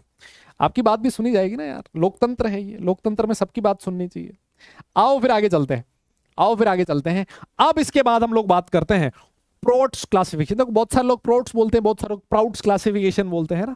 इसको यूनिटरी क्लासिफिकेशन भी बोला जाता है ना। क्या बोला था, यूनिटरी। इसके बारे में हम लोग बात करेंगे आगे, क्या कहता है ये भाई साहब देख रहे हो एकदम जोरदार, ये मतलब लग रहा है एकदम विलन नहीं लग रहा है क्या तुम्हें उधर, अगर तुम लोग मूवीज देखते हो नेटफ्लिक्स वगैरह पे, है उन मूवीज का विलन की तरह लग रहा है बंदा, लेकिन भाई बहुत दिमागदार आदमी है। देखो वो, देखो हंसी मजाक की बात अलग है, लेकिन इन्होंने जैसे भी एलिमेंट्स को क्लासिफाई किया, कुछ सोचा तो सही ना, ये सबसे बड़ी चीज है ना। सोचना ही अपने आप में बहुत बड़ी चीज है, और उसको एक छोटी सी एक्सेप्शन मान, एक छोटा सा ही भले ही ग्रुप ऑफ लोग हैं जो इस चीज को माने, कुछ बनाना अपने आप में बहुत बड़ी चीज है। तो जो प्राउड्स का क्लासिफिकेशन था, अबे स्प्राउट्स नहीं है, प्राउड्स, प्राउड्स। यस, हाँ देखो इन्होंने क्या कहा, ये ना, ये थोड़े से ज्यादा भावनाओं में बह गए। इन्होंने पता है क्या बोला, इनका एक काम था, इन्होंने कहा कि नेचर में जो भी एलिमेंट एग्जिस्ट करता है, दादा भाई लोगों इधर इधर स्क्रीन पर, अबे इधर उधर नहीं भागना। इनका क्या कहना था कि जो भी एलिमेंट है वो हाइड्रोजन से मिलके बना है। लो जी, काम ही खत्म साला। ऑक्सीजन भी हाइड्रोजन से मिलके बना है, आपका नाइट्रोजन भी हाइड्रोजन से मिलके बना है, आयरन भी हाइड्रोजन से मिलके बना है, हर एलिमेंट जो एग्जिस्ट करता है सर वो हाइड्रोजन से मिलके बना है। ये किसका कहना था, प्राउड्स का क्लासिफिकेशन था, है ना। इसी वजह से देखो मैं आपको बता दूं, ये जो लेवोजियर का क्लासिफिकेशन है, ये जो मैं लिख भी देता हूं, लेवोजियर का क्लासिफिकेशन है नॉट दैट इंपॉर्टेंट, है ना। ये इतना इंपॉर्टेंट नहीं है, मैं आपको लिख देता हूं, भले ही एक बार के लिए आप चाहो तो इसको समझने के लिए बात ठीक है ना, लेकिन ये इतना क्लासिफिकेशन इतना इंपॉर्टेंट है नहीं। ठीक है, बहुत बढ़िया, बहुत बढ़िया। तो अब देखो इनका क्या कहना था, इनका यही कहना था, he assumed that all the elements were made up of hydrogen. बताओ, ये तो बहुत ही गलत बात कही ना यार, सारे एलिमेंट हाइड्रोजन से मिलके कैसे बन सकते हैं। अच्छी एक बात बताइए, हाइड्रोजन का एटॉमिक वेट कितना होता है, what is the atomic weight of hydrogen, जल्दी बोलो, what is the atomic weight of hydrogen, जल्दी बोलो। फिजिकल पढ़ के आयो, मुझे पता है सब लोगों को पता होगी ये चीज। What is the atomic weight of hydrogen, yes yes yes yes, जल्दी बोलो दादा दादा दादा, फटाफट फटाफट। वन वन वन वन क्या बे, अबे वन क्या, तुम फिजिकल पढ़ के आए हो, वन क्या, 1 U 1 ग्राम, 1 किलोग्राम क्या है भाई, पढ़े लिखे लोगों की लैंग्वेज में बात करो। एटॉमिक वेट मतलब एक एटम का वेट, और हाइड्रोजन के एक एटम का जो मास होता है, सारी दुनिया जानती हो कितना होता है, 1U होता है। हालांकि इसको एग्जैक्ट जो हम लोग लिखते हैं 1.008U लिखते हैं, लेकिन कैलकुलेशन में हम लोग 1U लेके ही काम में लेते हैं। हाँ 1U लिख सकते हो, 1AMU लिख सकते हो, बहुत बढ़िया। तो अब अगर मान लो कोई भी एलिमेंट हाइड्रोजन से मिलके बना होगा तो उसका जो एटॉमिक मास होगा वो हाइड्रोजन के एटॉमिक मास का मल्टीपल होगा कि नहीं होगा? अगर मान लो कोई एलिमेंट 10 हाइड्रोजन से मिलके बना है तो उसका एटॉमिक मास कितना हो जाएगा? 10 into mass of 1 hydrogen atom. अगर मान लो कोई एटम 20 हाइड्रोजन से मिलके बना है तो उसका एटॉमिक मास कितना होगा? हाइड्रोजन के एटॉमिक मास का मल्टीपल होगा कि नहीं होगा? अरे भाई बोलना यार। यस तो इसका ये कहना था। इस यहां से मैं एक चीज मैं ये लिख सकता हूं कि किसी भी एलिमेंट का atomic weight of an element, हाँ जी महाराज, atomic weight of an element भाई लोगों क्या होगा सर? इसके अकॉर्डिंग तो ऐसा होना चाहिए n into mass of 1 hydrogen atom. Yes अरे बोलना यार, ऐसे होना चाहिए कि नहीं होना चाहिए? यहां पर n क्या है सर? n क्या है यहां पर? n है भाई नंबर ऑफ हाइड्रोजन एटम्स, कि उसके पास कितने हाइड्रोजन एटम्स हैं। अगर मान लो 20 हाइड्रोजन एटम है तो उसका एटॉमिक मास 20 हो गया। अगर उसके पास 50 हाइड्रोजन है तो उसका एटॉमिक मास 50 हो जाएगा। अगर उसके पास 4 हाइड्रोजन है तो उसका एटॉमिक मास 4 हो जाएगा। ये किसने कहा? प्राउड्स ने कहा। इसको और क्या कहा जाता है? यूनिटरी थ्योरी भी कहा। यूनिटरी अकेला, सिर्फ यूनिटरी मतलब 1 यूनिट है ना, यूनिटरी मतलब 1, एक सिर्फ हाइड्रोजन के बारे में बात करता, आगे पीछे की कोई कहानी नहीं। अच्छा तो अब देखो ये फेल कहां हो गया? देखो इसने तो कुछ कहा ही नहीं ना, कुछ ज्यादा मोटी चौड़ी बात कही नहीं इसने, ये फेल कहां हो गया? किसी ने बोला कि क्लोरीन का एटॉमिक वेट कितना होता है? दादा जल्दी बोलो भाई लोगों, what is the atomic weight of chlorine? जल्दी जल्दी जल्दी, फास्ट फास्ट फास्ट। हाँ हाँ हाँ कौन बताएगा? अरे भाई कौन बताएगा? यस स्प्राउट सोपी। हाँ जी हाँ जी हाँ जी हाँ। अब क्लोरीन का कितना होता है सर? फ्रैक्शन में होता है 35.5U होता है। एवरेज एटॉमिक मास होता है ना 35.5U। तो फिर लटक गया वो, बोले जरा 35.5 कैसे आ गया? मैं तो कह रहा हूं कि एटॉमिक वेट जो होगा किसी एलिमेंट का वो n into mass of 1 hydrogen atom होगा। तो ये तो 35.5 तो गलत हो गया। तो यहां पर आप चाहो तो लिमिटेशन लिख सकते हो, है ना, लिमिटेशन लिख सकते हो आप चाहो तो, आपकी मर्जी है कि ये जो फ्रैक्शनल एटॉमिक मासेस थे, जो फ्रैक्शन में एटॉमिक मासेस थे, फ्रैक्शनल एटॉमिक मासेस थे, उसको एक्सप्लेन नहीं कर पाया, है ना भाई। ये फ्रैक्शनल एटॉमिक मासेस को एक्सप्लेन नहीं कर पाया और एलिमेंट्स आर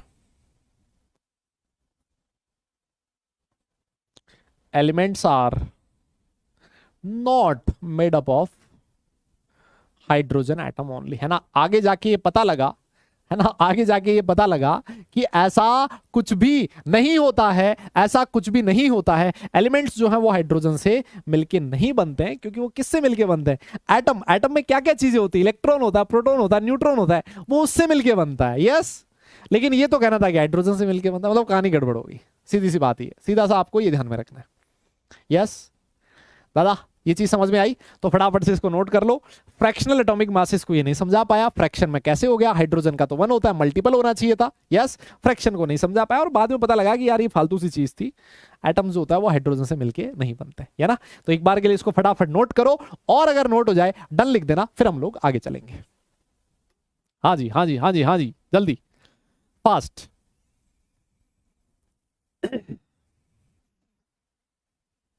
वाह क्या, वाह क्या, वाह वाह वाह वाह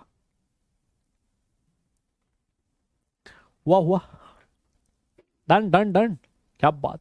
स्पीड तो तुम्हारी तेज है भाई, स्पीड तो तुम्हारी फास्ट है भाई, ये तो मान लिया मैंने, ये तो मानना पड़ेगा। अब देखो ये भी इसके ब्रैकेट में भी लिख सकते हो, चाहो तो यहां पर भी लिख सकते हो। नॉट दैट इंपॉर्टेंट, नहीं पूछा जाता इससे, आज तक तो पूछा नहीं गया, है ना। लेकिन फिर भी ठीक है, चलो कोई बात नहीं, इन्होंने इतना बड़ा काम किया है तो अपने नोट्स में इनको इज्जत मिलती बननी, मतलब इतनी इज्जत तो बनती है ना यार, है भाई, इतना इज्जत तो बनता है ना यार।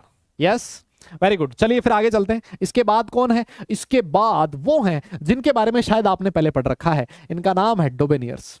और इन्होंने जो दिए थे वो दिए थे ट्राइड्स, डोबेनियर्स ट्राइड्स। यहां से जो आपका क्लासिफिकेशन है वो इंपॉर्टेंट बन जाता है, इन पे क्वेश्चंस पूछे जा सकते हैं।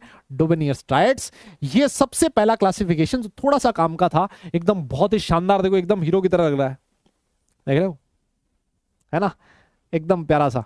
हाँ, डोबेनियस ट्राइड्स के बारे में हम लोग पढ़ने वाले हैं। आप लोगों ने शायद पढ़ा हो, इन्होंने क्या किया था, इन्होंने बहुत ही बढ़िया काम किया। क्या काम किया? इन्होंने एलिमेंट्स को क्लासिफाई किया। किस तरह से? एलिमेंट्स को क्लासिफाई किया इस तरह से, 3 एलिमेंट का सेट बनाया। देखो, ट्राइड का मतलब तो सारी दुनिया जानती है ना यार, ये तो अंग्रेजी का वर्ड है ना, इंग्लिश का वर्ड है। ट्राइड का मतलब क्या होता है? 3। इसने क्या किया, 3 एलिमेंट का सेट बनाया।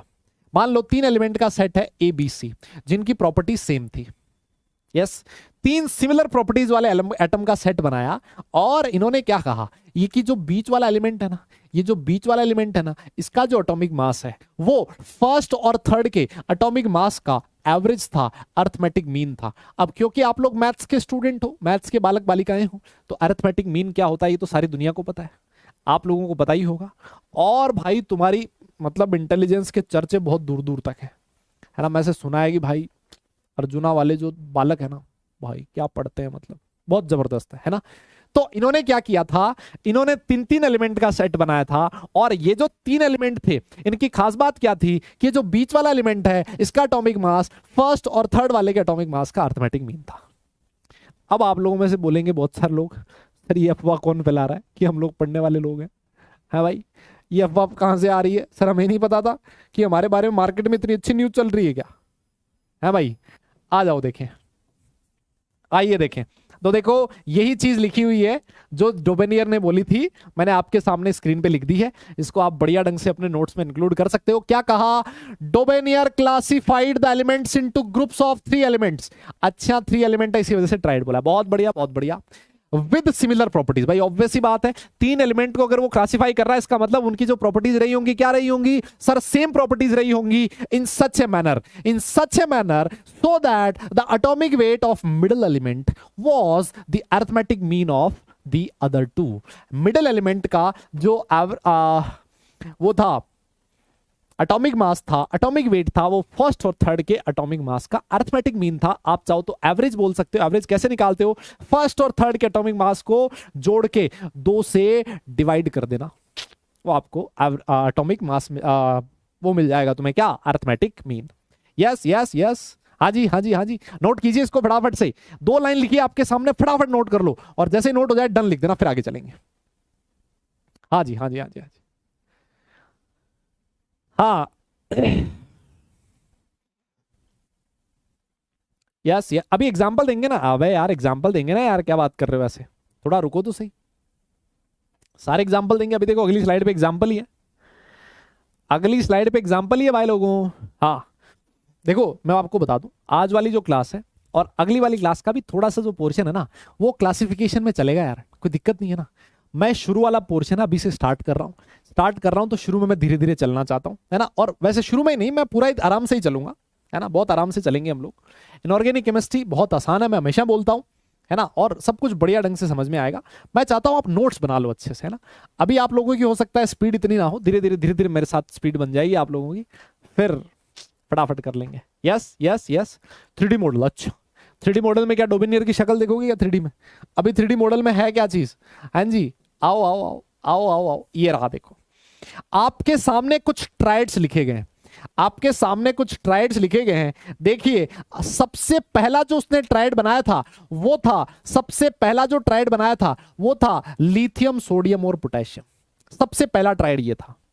यस, सबसे पहला ट्राइड ये था। देखो लिथियम का एटॉमिक मास लगभग यहाँ 6.7 लिखा ना, हम लोग कैलकुलेशन में 7 लेके चलते हैं। यस, और ये जो आपका पोटेशियम होता है, इसका एटॉमिक वेट हम लोग 39 लेके चलते हैं। अगर इसका एवरेज निकालोगे ना आप लोग, 7 और 39 का एवरेज कितना आएगा? 7 + 39 divided by 2, this is 46 divided by 2 and which comes out to be 23। तो ये जो सोडियम था, इसका एटॉमिक मास भी कितना मिला? 23 मिला। यस, तो इसका मतलब इस बीच वाले एलिमेंट का जो एटॉमिक मास है वो फर्स्ट और थर्ड वाले एलिमेंट के एटॉमिक मास का अरिथमेटिक मीन है। ये तो चीज प्रूव हो रही है यहां से। तो ये सबसे पहला ट्राइड था। कौन कौन सा? लिथियम, सोडियम और पोटेशियम। सर क्या हमें एटॉमिक वेट याद रखने? नहीं नहीं नहीं नहीं, हाँ जी, इसको नोट्स में लिखना है भाई लोगों, इसको नोट्स में लिखना है। यस यस यस यस, आपको ये सिर्फ ट्राइड लिखने हैं, एटॉमिक वेट याद करने की जरूरत नहीं है, नहीं है, नहीं है। मैं फिर कह देता हूं, टाइम के साथ आपको अपने आप ही कुछ एलिमेंट्स ऐसे होंगे जिनके एटॉमिक मास याद हो जाएंगे। जैसे मैं आपसे कहूं what is the atomic mass of hydrogen, you will say like 1, 1U, तो अब उसको रटने की जरूरत थोड़ी ना है। मैं आपसे कहूं what is the atomic weight of helium, आप बोलोगे 4U। यस, तो ऑक्सीजन का कितना है 16U। ये सारी चीजें अपने आप ही याद होती जाएगी। जैसे जैसे आप क्वेश्चंस की प्रैक्टिस करोगे, जैसे जैसे आप केमिस्ट्री सीखते जाओगे, अपने आप हो जाएगा। रटना नहीं है अभी रटना नहीं है बाबा। यस, आपको नोट करना है लिथियम सोडियम पोटेशियम, ये एक ट्राइड था। सर और भी कोई ट्राइड था क्या? सर बिल्कुल ट्राइड था। दूसरा, ओह सॉरी, हाँ जी बेटा, जो दूसरा ट्राइड था जो आपको याद रखना, that is your calcium strontium barium. This is your calcium strontium barium. Calcium strontium barium, देखो जी कैल्शियम का एटॉमिक मास लिखा है, इसका लिखा है बीच वाला, ये मत करना, याद मत करना। आप सीधा सीधा याद रखो कौन सा ट्राइड था। सबसे पहले लिथियम सोडियम पोटेशियम, सेकंड वाला ट्राइड था कैल्शियम स्ट्रोंसियम और बैरियम। एक और ट्राइड था, ये रहा क्लोरीन ब्रोमीन और आयोडीन। अभी ना पीरियोडिक टेबल को कैसे याद रखना है ये भी मैं आपको सिखाऊंगा। यस, पीरियोडिक टेबल को कैसे याद रखना है ये भी मैं आपको सिखाऊंगा। हालांकि बहुत सारे लोगों ने सीख भी रखा होगा, है लीना करे रब से फरियाद, सीखा ना ऐसा, बेटा मांगे कन्या सुंदर बाप राजी, ऐसा सुना ना, फिर कल बाहर आई आंटी। हम लोग आगे सीखेंगे, मतलब ये सारी चीजें अभी के लिए आप याद रखो बस। Lithium sodium potassium, calcium strontium barium, chlorine bromine iodine, ये आपको मिलेंगे एनसीईआरटी में। यस, और ये वाले जो क्लोरीन ब्रोमीन आयोडीन है ना, इनको कहा जाता है कि ये हैलोजेंस है। क्या है ये? सर ये हैलोजेंस है। क्या है ये? हैलोजेंस है। हैलोजन क्यों बोला जाता है आगे पढ़ेंगे, अभी ज्यादा क्वेश्चन मत पूछना दादा, अभी ज्यादा क्वेश्चन नहीं पूछना है कि इनको हैलोजन क्यों बोला, आगे समझ में आएगा। हर चीज आज ही नहीं हजम करनी, हमें हजम होगी भी नहीं, है ना, पेट खराब हो जाएगा वरना फालतू में, है ना। तो धीरे धीरे समझना। आप ये मान लो कि इनको हैलोजेंस कहा जाता है। इसको क्या कहते हैं हम लोग? सर इनको अल्कलाइन अर्थ मेटल्स कहा जाता है। अच्छा, इनको आज अल्कलाइन अर्थ मेटल्स कहा जाता है। क्या रीजन है इसका, आगे समझेंगे। ऐसी क्या बात है, अभी याद रहे बहुत बढ़िया है, वरना आगे तुम्हें याद करवा ही दूंगा। बहुत बढ़िया। अच्छा, इनको लिथियम सोडियम पोटेशियम को अल्कली मेटल्स कहा जाता है। जिसको पता है अल्कली मेटल्स क्यों कहते हैं, बहुत अच्छी बात है, वो सारे लोग बधाई के पात्र हैं। जिनको नहीं पता घबराने की जरूरत ही नहीं है, आगे हम लोग याद कर लेंगे, है ना, दिक्कत नहीं कोई। अब देखो ये 3 ट्राइड्स हैं जो आपको एनसीईआरटी में मिलते हैं। ऐसे बहुत सारे ट्राइड्स हैं जो बन सकते हैं, है ना। और देखो एक और ट्राइड है जो आपको बड़ा फ्रीक्वेंटली मिलेगा, sulphur selenium tellurium. Yes, sulphur selenium tellurium. तो मैं चाहता हूं ये आप 4 ट्राइड याद रखें, बाकी कोई ट्राइड आपको याद रखने की जरूरत नहीं है। यस, आपको बाकी एलिमेंट्स याद रखने की जरूरत नहीं है।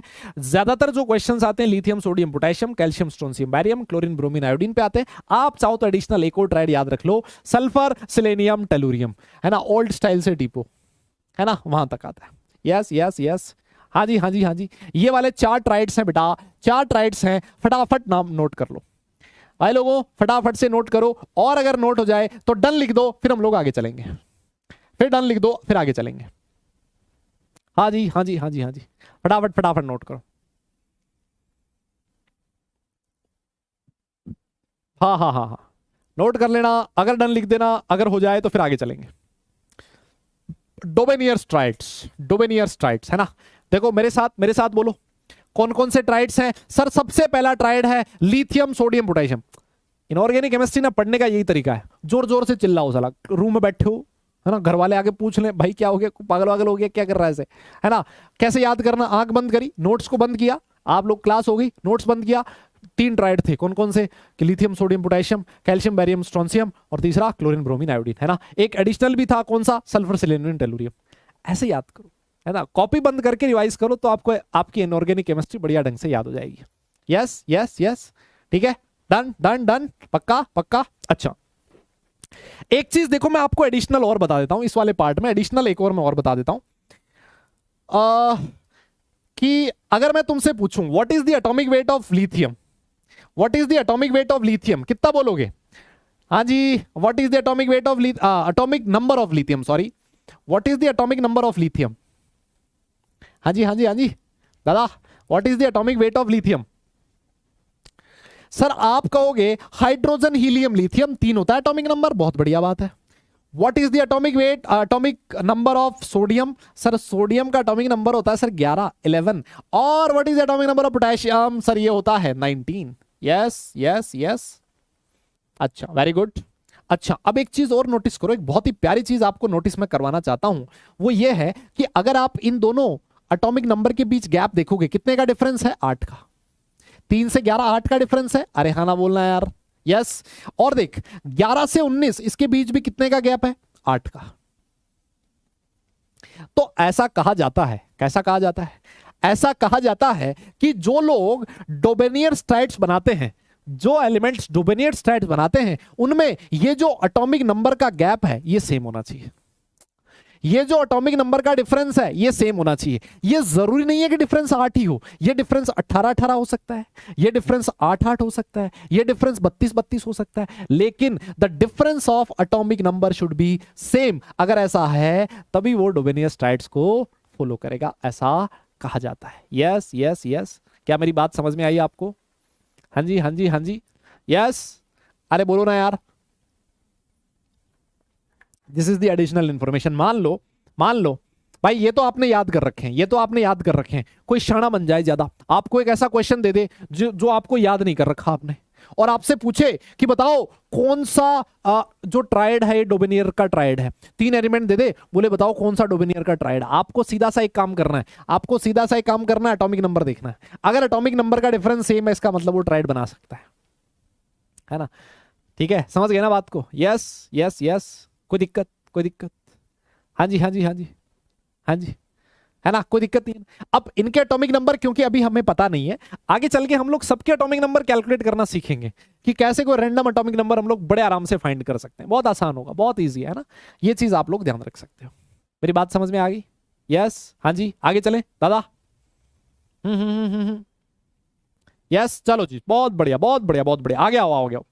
अब इसकी लिमिटेशन क्या थी? इसकी लिमिटेशन ये थी कि भाई ये जितने भी एलिमेंट्स नोन थे ना, उन सारे एलिमेंट्स को क्लासिफाई नहीं कर पाया था, है ना? ये बहुत कम एलिमेंट्स को क्लासिफाई कर पाया था सर। तो इसी वजह से सर इसको हमने साइड में कर दिया, है ना? इसी वजह से इसको हमने साइड में कर दिया। क्या लिखला है? It was helpful in grouping some elements with similar characteristics, है ना? कुछ एलिमेंट्स को ही साथ में क्लासिफाई कर पाया, but he could not arrange all the elements known at that time into triads।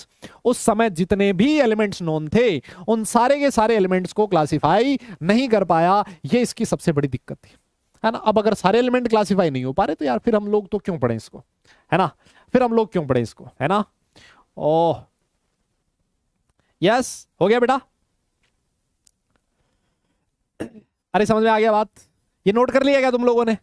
हाँ जी हाँ जी हाँ जी। ए भाई लोगों, अबे चैट इतनी कम क्यों हो गई बे? इतनी धीरे क्यों हो गई चैट? पढ़ने लगे हो या मैच देखने लग गए हो? मैं देख रहा हूँ देखो एक एक मैसेज आ रहा है बे चैट में, ये जब से 7:30 हुए तब से, है भाई? हाँ देखो कह रहा सर आज आईपीएल का फाइनल है जल्दी छोड़ दो। अबे कान पे पड़ेगी एक साला, अभी तो तुम्हें ज्ञान दिया है, अभी मैंने तुम्हें ज्ञान दिया डिस्ट्रैक्शन, क्लास पूरी अटेंड करनी है, साला वो ज्ञान आधे घंटे भी नहीं चला बे, है हद। मतलब कह रहा सर आईपीएल है जल्दी छोड़ दो। ए भगवान, क्या होगा मतलब, है? अरे भाई वो पैसा छाप रहे हैं मोटा, है ना? वो लोग बहुत मेहनत करते हैं, जिस टाइम पे उनको खेलना होता है वो लोग खेलते हैं, लेकिन this is not the right time आप लोगों के लिए ना यार, है भाई? आप लोग उनको देखते रहोगे तो फिर आपको जो काम करना वो कब करोगे? उससे हमें नुकसान होगा ना यार, ऐसे मत करो यार। इस समय में पढ़ना है यार, हमारे लिए उससे बड़ा बढ़िया कुछ नहीं है। यस हाँ, अच्छा सब लोग लिख रहे हैं, ओ क्या बात। अब इसके बाद हम लोग आगे चलते हैं, और बात करते हैं एक और भाई साहब की। देख रहे हो एकदम जोरदार जेंटलमैन, जिनका नाम है न्यूलैंड्स। क्या नाम है उनका? न्यूलैंड्स। हम लोग बात करने वाले हैं न्यूलैंड्स लॉ ऑफ ऑक्टेव्स। तो हेडिंग लिखिए सारे लोग, न्यूलैंड्स लॉ ऑफ ऑक्टेव्स। ये भाई साहब है जिनकी शक्ल मार्केट में ऐसी चलती है, ऐसे न्यूलैंड्स आप जैसे ही लिखोगे ऐसी शक्ल आपको दिखाई देगी, है ना? लेकिन इसको याद नहीं करना है शक्ल को, सिर्फ ये वाला नोट करना है, न्यूलैंड्स लॉ ऑफ ऑक्टेव्स। देखो बहुत ही बढ़िया चीज है ये, बहुत ही आसान है, नाम से ही पता लग रहा। ऑक्ट, ऑक्ट बोले तो 8, सॉरी मतलब 5 है ये तो, ऑक्ट बोले तो 8, ऑक्टेव्स, ऑक्टेव्स है ना, न्यूलैंड्स लॉ ऑफ ऑक्टेव्स। इन्होंने क्या किया था, इन्होंने एलिमेंट को एटॉमिक मास के इंक्रीजिंग ऑर्डर में अरेंज किया। दादा इधर इधर इधर इधर इधर भाई लोगों, इधर स्क्रीन पे, मुझे लग रहा है तुम्हारा ध्यान किसी और स्क्रीन पे जा रहा है, साइड में कोई और स्क्रीन तो नहीं चल रही ना, है भाई? हाँ, तो इन्होंने क्या किया, एलिमेंट्स को एटॉमिक मास के इंक्रीजिंग ऑर्डर में अरेंज किया, और एक बहुत ही जबरदस्त चीज उन्होंने नोटिस करी। उन्होंने नोटिस करा कि जो हर 8वां एलिमेंट है, हर 8वां जो एलिमेंट है उसकी प्रॉपर्टीज रिपीट हो रही है। मतलब फर्स्ट वाला जो एलिमेंट था उसकी प्रॉपर्टीज 8वें की सिमिलर, सेकंड वाले की, 9th वाले की, 3rd वाले की, मतलब हर 8वां एलिमेंट प्रॉपर्टीज को रिपीट कर रहा है। उसी तरह से जैसे म्यूजिक में नोट्स अपने आप को रिपीट करते हैं, सा रे गा मा पा दा नी सा, रे गा मा पा दा नी सा। अरे समझ में आया क्या? ये कोई म्यूजिक की क्लास नहीं हो रही भाई लोगों, ये म्यूजिक का क्लास नहीं है भाई, ये केमिस्ट्री का क्लास है। लेकिन ये न्यूलैंड भाई साहब ने ऐसा बोला था, है ना, कि हर 8वां जो एलिमेंट है, हर 8वां जो एलिमेंट है वो अपनी प्रॉपर्टीज को रिपीट करता है अगर आप एलिमेंट्स को उनके एटॉमिक मास के इंक्रीजिंग ऑर्डर में अरेंज कर दो तो। यस देखो ये लिखा हुआ, ये 1865 में किया था इन्होंने ये कांड, मतलब ये काम, कांड नहीं भाई, काम किया था इन्होंने, बहुत प्यारा काम किया था 1865 में। ये आपको याद नहीं रखना है कब किया था इन्होंने, है ना। And he found that if the elements were arranged in increasing order of their atomic masses, अगर आपने एलिमेंट्स को उनके एटॉमिक वेट के इंक्रीजिंग ऑर्डर में अरेंज किया तो क्या होगा, the properties of every 8th element was similar to those of the first one, है ना। 8वें एलिमेंट की प्रॉपर्टी फर्स्ट वाले की सिमिलर थी। यस हाँ जी, यस बहुत आसान चीज है ना यार। And Newland call it law of octaves, octaves, oct बोले तो 8 8 8 8। यस हाँ जी हाँ जी हाँ जी, तो ये बहुत आसान चीज है, जिन लोगों ने पहले पढ़ रखा है उनको तो और आसान लग रही होगी, जिन लोगों ने नहीं पढ़ रखा कोई बात नहीं, ये वैसे ही बहुत ईजी है, आप लोग फटाफट से इसको नोट कर सकते हो, है ना। इस पे यार देखो क्वेश्चन करवाने का ऐसा कोई सेंस नहीं है, आगे आप लोग दे देंगे आपको क्वेश्चन कभी। यस हाँ, नोट करो नोट करो नोट करो भाई, नोट करो, ये नोट कर लेना, डन लिख देना हो जाए तो। बेटा देखो ये मैं तुमसे कह रहा था ना, अभी कोई बच्चा पूछ रहा है सर व्हाट आर हेलोजन्स, बेटा अभी नहीं ध्यान रखना ना यार हेलोजन क्या है। अभी देखो तुम ऐसे करोगे ना, डिस्ट्रैक्ट नहीं होना, जिस चीज को जहां बताने की जरूरत है ना मैं बता दूंगा, चिंता मत करो तुम। हेलोजन्स क्या होते हैं, अल्कली मेटल्स क्या होते हैं, अल्कलाइन मेटल्स क्या होते हैं, निक्टोजेंस क्या होते हैं, मैं सब बताऊंगा यार, मैं सब बताऊंगा, विश्वास करो मेरे ऊपर, है ना। लेकिन जब जिसकी जरूरत है तब बताऊंगा। अभी मैंने नाम लिख दिया सिर्फ, अभी तुम ध्यान रखो, जैसे ये चैप्टर खत्म होगा ना, जब तुम उनको रिवाइज करोगे ना तो वहां पर हेलोजन लिखा होगा ना, तुम्हें एकदम मजा आ जाएगा, बोले हाँ अब समझ में आ गया हेलोजन्स क्या। यस हाँ, बहुत बढ़िया बहुत बढ़िया, बहुत ही बढ़िया, very good very good very good very good. हाँ हाँ हो गया, नोट कर लिया, नोट कर लिया, लिख लिया लिख लिया, हो गया, done done done done done, very good. चलो अब देखो हम लोग देख लेते हैं कि ये जो ऑक्टेव था ये कैसे बनाया था इन्होंने। देखो न्यूलैंड्स ने बहुत सारे एलिमेंट्स को क्लासिफाई किया था। वैसे जब न्यूलैंड ने अपना पीरियोडिक टेबल बनाया था ना, तो ऐसे कहते हैं कि 56 एलिमेंट्स जो थे उस समय नोन थे। कितने एलिमेंट्स थे? 56। यस कितने थे? 56 एलिमेंट्स, ठीक है। हाँ 56 एलिमेंट्स को इन्होंने क्लासिफाई करने की कोशिश करी थी। तो देखो सारे गामा पादा निशा हम लोग भी देख लेते हैं। यहां आएगा सा रे गा मा पा दा नी। देखो हम मैं अगर मान लो स्टार्ट कर दूं किससे, लिथियम से, lithium, hydrogen, helium, lithium, beryllium, boron, carbon, nitrogen, oxygen, fluorine, वापस नीचे आ गया sodium, magnesium, aluminium, silicon, phosphorus, sulphur, chlorine और वापस पोटेशियम और कैल्शियम। ये देखो देखो देखो देखो, इससे क्या पता लग रहा है मुझे, सर ये क्यों लिखा आपने? देखो यहां से स्टार्ट करो, मान लो ये फर्स्ट एलिमेंट है, first, second, third, fourth, fifth, six, seventh, eighth, 8वें एलिमेंट की प्रॉपर्टीज वापस किसके सिमिलर है? फर्स्ट वाले के सिमिलर है। अगर आप यहां से स्टार्ट करो 1 2 3 4 5 6 7 8। सर वापस से बेरिलियम मैग्नीशियम की प्रॉपर्टी सिमिलर है। अगर आप यहां से स्टार्ट करोगे, अगर आप यहां से स्टार्ट करोगे तो बेटा आठवां एलिमेंट वापस से 1 2 3 4 5, 1 2 3 4 5 6 7 और 8 वापस से, मतलब हर आठवां जो एलिमेंट है उसकी प्रॉपर्टी सेम है, हर आठवां जो एलिमेंट है उसकी प्रॉपर्टी सेम है, हर आठवां जो एलिमेंट है उसकी प्रॉपर्टी सेम है। ऐसा किसने कहा? ऐसा कहा डोबेनियर ने। यस, हाँ, यही मैं चीज तुमसे सुनना चाह रहा था। सर ये तो गलत है, क्या बात कर रहे हो सर आप? सर आपकी पहली क्लास से गलत पढ़ा रहे हो आप, क्या कर रहे हो ये? हैं भाई, पैसे तो हमने सर पूरे दिए हैं, हमने सर पैसे तो पूरे दिए हैं। फ्लोरीन के बाद तो नियोन आता, आपने लिखा ही नहीं। क्लोरीन के बाद तो आर्गन आता, आपने लिखा ही नहीं। ओ भाई, ये भाई साहब जिन्होंने न्यूलैंड ने, जब न्यूलैंड्स ने अपना पीरियोडिक टेबल बनाया था, सुनो सुनो सुनो सुनो सुनो, अरे गलत नहीं है प्रभु, गलत नहीं है। जब न्यूलैंड ने अपना पीरियोडिक टेबल बनाया था, उस समय दुनिया को ये जो नोबल गैसेस होती हैं, ये जो इनर्ट गैसेस होती हैं, इनका ज्ञान नहीं था। उस समय तक नोबल गैसेस, इनर्ट गैसेस की डिस्कवरी नहीं हुई थी। दुनिया को पता ही नहीं था कि ये गैसेस डिस्कवर्ड हो चुकी हैं या फिर ये एग्जिस्ट भी करती हैं क्या। दुनिया को नहीं पता था कि helium, neon, argon, krypton, xenon, radon क्या होती है। यस, तो इसी वजह से अगर आप देखोगे कि न्यूलैंड ने अपना जो पीरियोडिक क्लासिफिकेशन दिया, एलिमेंट को क्लासिफाई किया, उसमें उसने नोबल गैसेस इंक्लूड नहीं करी, बिकॉज उस समय तक noble gases were not discovered. बेचारे को पता ही नहीं था यार, इसकी कोई गलती नहीं है। यस यस यस, क्या मेरी बात समझ में आई? क्या मेरी बात समझ में आई आपको? हाँ जी हाँ जी हाँ जी, क्या आपको मेरी बात समझ में आई? यस,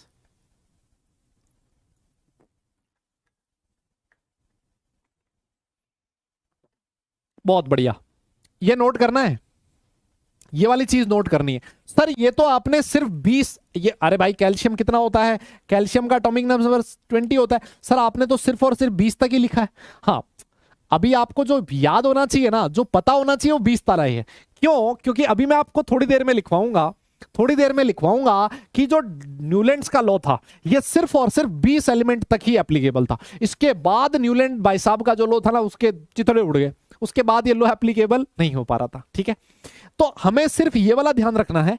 मैं आपको बता देता हूं, यस, मैं आपको बता देता हूं कि न्यूलैंड्स लॉ ऑफ ऑक्टेव में और भी एलिमेंट्स थे जो क्लासिफाई किए गए थे।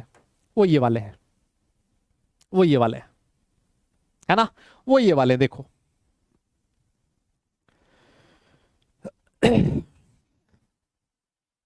उससे कोई फर्क नहीं पड़ेगा। देखो इसमें बहुत सारे एलिमेंट्स को क्लासिफाई कर रखा है, देख रहे हो आप लोग? यस, हाँ, इसमें बहुत सारे एलिमेंट्स को क्लासिफाई कर रखा हमने, देख रहे हो? Lithium, beryllium, boron, carbon, nitrogen, oxygen, fluorine, sodium, magnesium. इसमें भी देखो नोबल गैसेस नहीं है, इसमें बहुत सारे एलिमेंट्स को क्लासिफाई कर रखा है। लेकिन ये सारी चीजें आपको याद रखने की जरूरत नहीं है ना? ये सारा क्लासिफिकेशन आपको याद रखने की जरूरत नहीं है। आप सिर्फ और सिर्फ इतना याद रख सकते हो कि सर ये वाला क्लासिफिकेशन था। इस इतने बड़े क्लासिफिकेशन का सिर्फ इतना सा पोर्शन याद रखो, सफिशिएंट है समझने के लिए, सफिशिएंट है यार, है ना? सफिशिएंट है समझने के लिए, कोई दिक्कत नहीं है। Yes yes yes yes yes, ठीक है बेटा, all right all right all right. इस वाला जो क्लासिफिकेशन था, देखो इसमें हाइड्रोजन है, फ्लोरीन, क्लोरीन, कोबाल्ट, निकल, ब्रोमीन, सारी चीजें भर रखी है इसने। लेकिन ये क्लासिफिकेशन कैल्शियम के बाद इतना रहा ही नहीं सही, है ना, क्योंकि उसके बाद ये फॉलो ही नहीं कर पाया, है ना, प्रॉपर्टीज जो थी वो आपस में रिपीट नहीं हो पाई। तो आप चाहो तो भले ही इसको ना लिखो, इसको लिखने की कोई जरूरत नहीं है ना, इसको लिखने की कोई जरूरत नहीं है। आप सिर्फ ये वाला पार्ट लिख सकते हो, ठीक है ना, कि एलिमेंट्स को इस तरह से क्लासिफाई किया था। यस यस यस, है ना, है ना, है ना, है ना, कोई दिक्कत नहीं है, कोई दिक्कत नहीं है। अरे क्या रॉन्ग है, क्या नहीं है? रॉन्ग है तभी तो आगे जाना पड़ा हमें। अरे भाई रॉन्ग है तभी तो हम लोग आगे बढ़े हैं ना यार, तभी तो हम लोग इसको खत्म करके बोलेंगे इसमें बहुत सारी कमियां हैं, फिर हम लोग आगे चलेंगे, उसमें भी बहुत सारी कमियां होंगी, फिर हम लोग आगे चलेंगे, है ना? कुछ कमी है तभी तो हम लोग आगे चल रहे हैं। अगर सब कुछ यही सही होता, अगर इसमें हाइड्रोजन में इंक्लूड होता, हीलियम भी होता, सब कुछ इसी में होता, तो फिर हम लोग आगे क्यों चलते? फिर तो यही भाई साहब सही हो जाते, है ना? यस, बहुत बढ़िया बहुत बढ़िया बहुत बढ़िया बहुत बढ़िया। आगे चलिए आगे चलिए, हम लोग बात कर लेते हैं इसकी लिमिटेशंस की। हम लोग बात करते हैं इसकी लिमिटेशंस की। और सर लिमिटेशन में सबसे पहला जो पॉइंट लिखा है, मैं आपसे कह रहा था ना कि आपको 20 तक ही याद करना है। क्यों याद करना है? क्योंकि ये फर्स्ट वाला पॉइंट देख रहे हो। अरे भाई फर्स्ट वाला पॉइंट देख रहे हो, क्या कहता है? ये लिखता है कि it was found that the law of octaves was applicable only up to calcium. Calcium का एटॉमिक नंबर कितना होता है? Z = 20। जो इसने कहा ना कि हर 8वें एलिमेंट की प्रॉपर्टीज फर्स्ट एलिमेंट के सिमिलर है, यस हर 8वें एलिमेंट की प्रॉपर्टीज फर्स्ट एलिमेंट के सिमिलर है, ये सिर्फ और सिर्फ एटॉमिक नंबर 20 तक ही एप्लीकेबल हो पा रहा था। कैल्शियम के बाद जैसे मैंने कहा इसके चिथड़े उड़ गए। यस अरे बोलो ना यार, है ना है ना है ना है ना। अब उस समय कितने नोन थे सर? उस समय 56 एलिमेंट्स नोन थे। तो 56 में से सिर्फ और सिर्फ 20 में ही ये वाला क्लासिफिकेशन एप्लीकेबल था। ठीक है, बहुत बढ़िया। ये फर्स्ट वाला पॉइंट तो याद हो जाएगा मैं। अब अच्छा एक चीज और देखो, ये जो ऑक्टेव था ना, न्यूलैंड जो था ना, ये ज्यादा शाणा था। शाणा समझते हो क्या? एक तो होता है शाणा, ये तो शाणा। शाणा मतलब ये क्या था? इसने क्या कहा? इसने सोचा, इसने एक बात कही, बोला कि ना नेचर में सिर्फ और सिर्फ 56 एलिमेंट्स ही एग्जिस्ट करते हैं, आगे फ्यूचर में कभी भी कोई नया एलिमेंट डिस्कवर होगा ही नहीं। ये किसका कहना था? ये किसका कहना था? न्यूलैंड का। इसी वजह से इसने अपनी पीरियोडिक टेबल में कोई खाली जगह छोड़ी नहीं, है ना।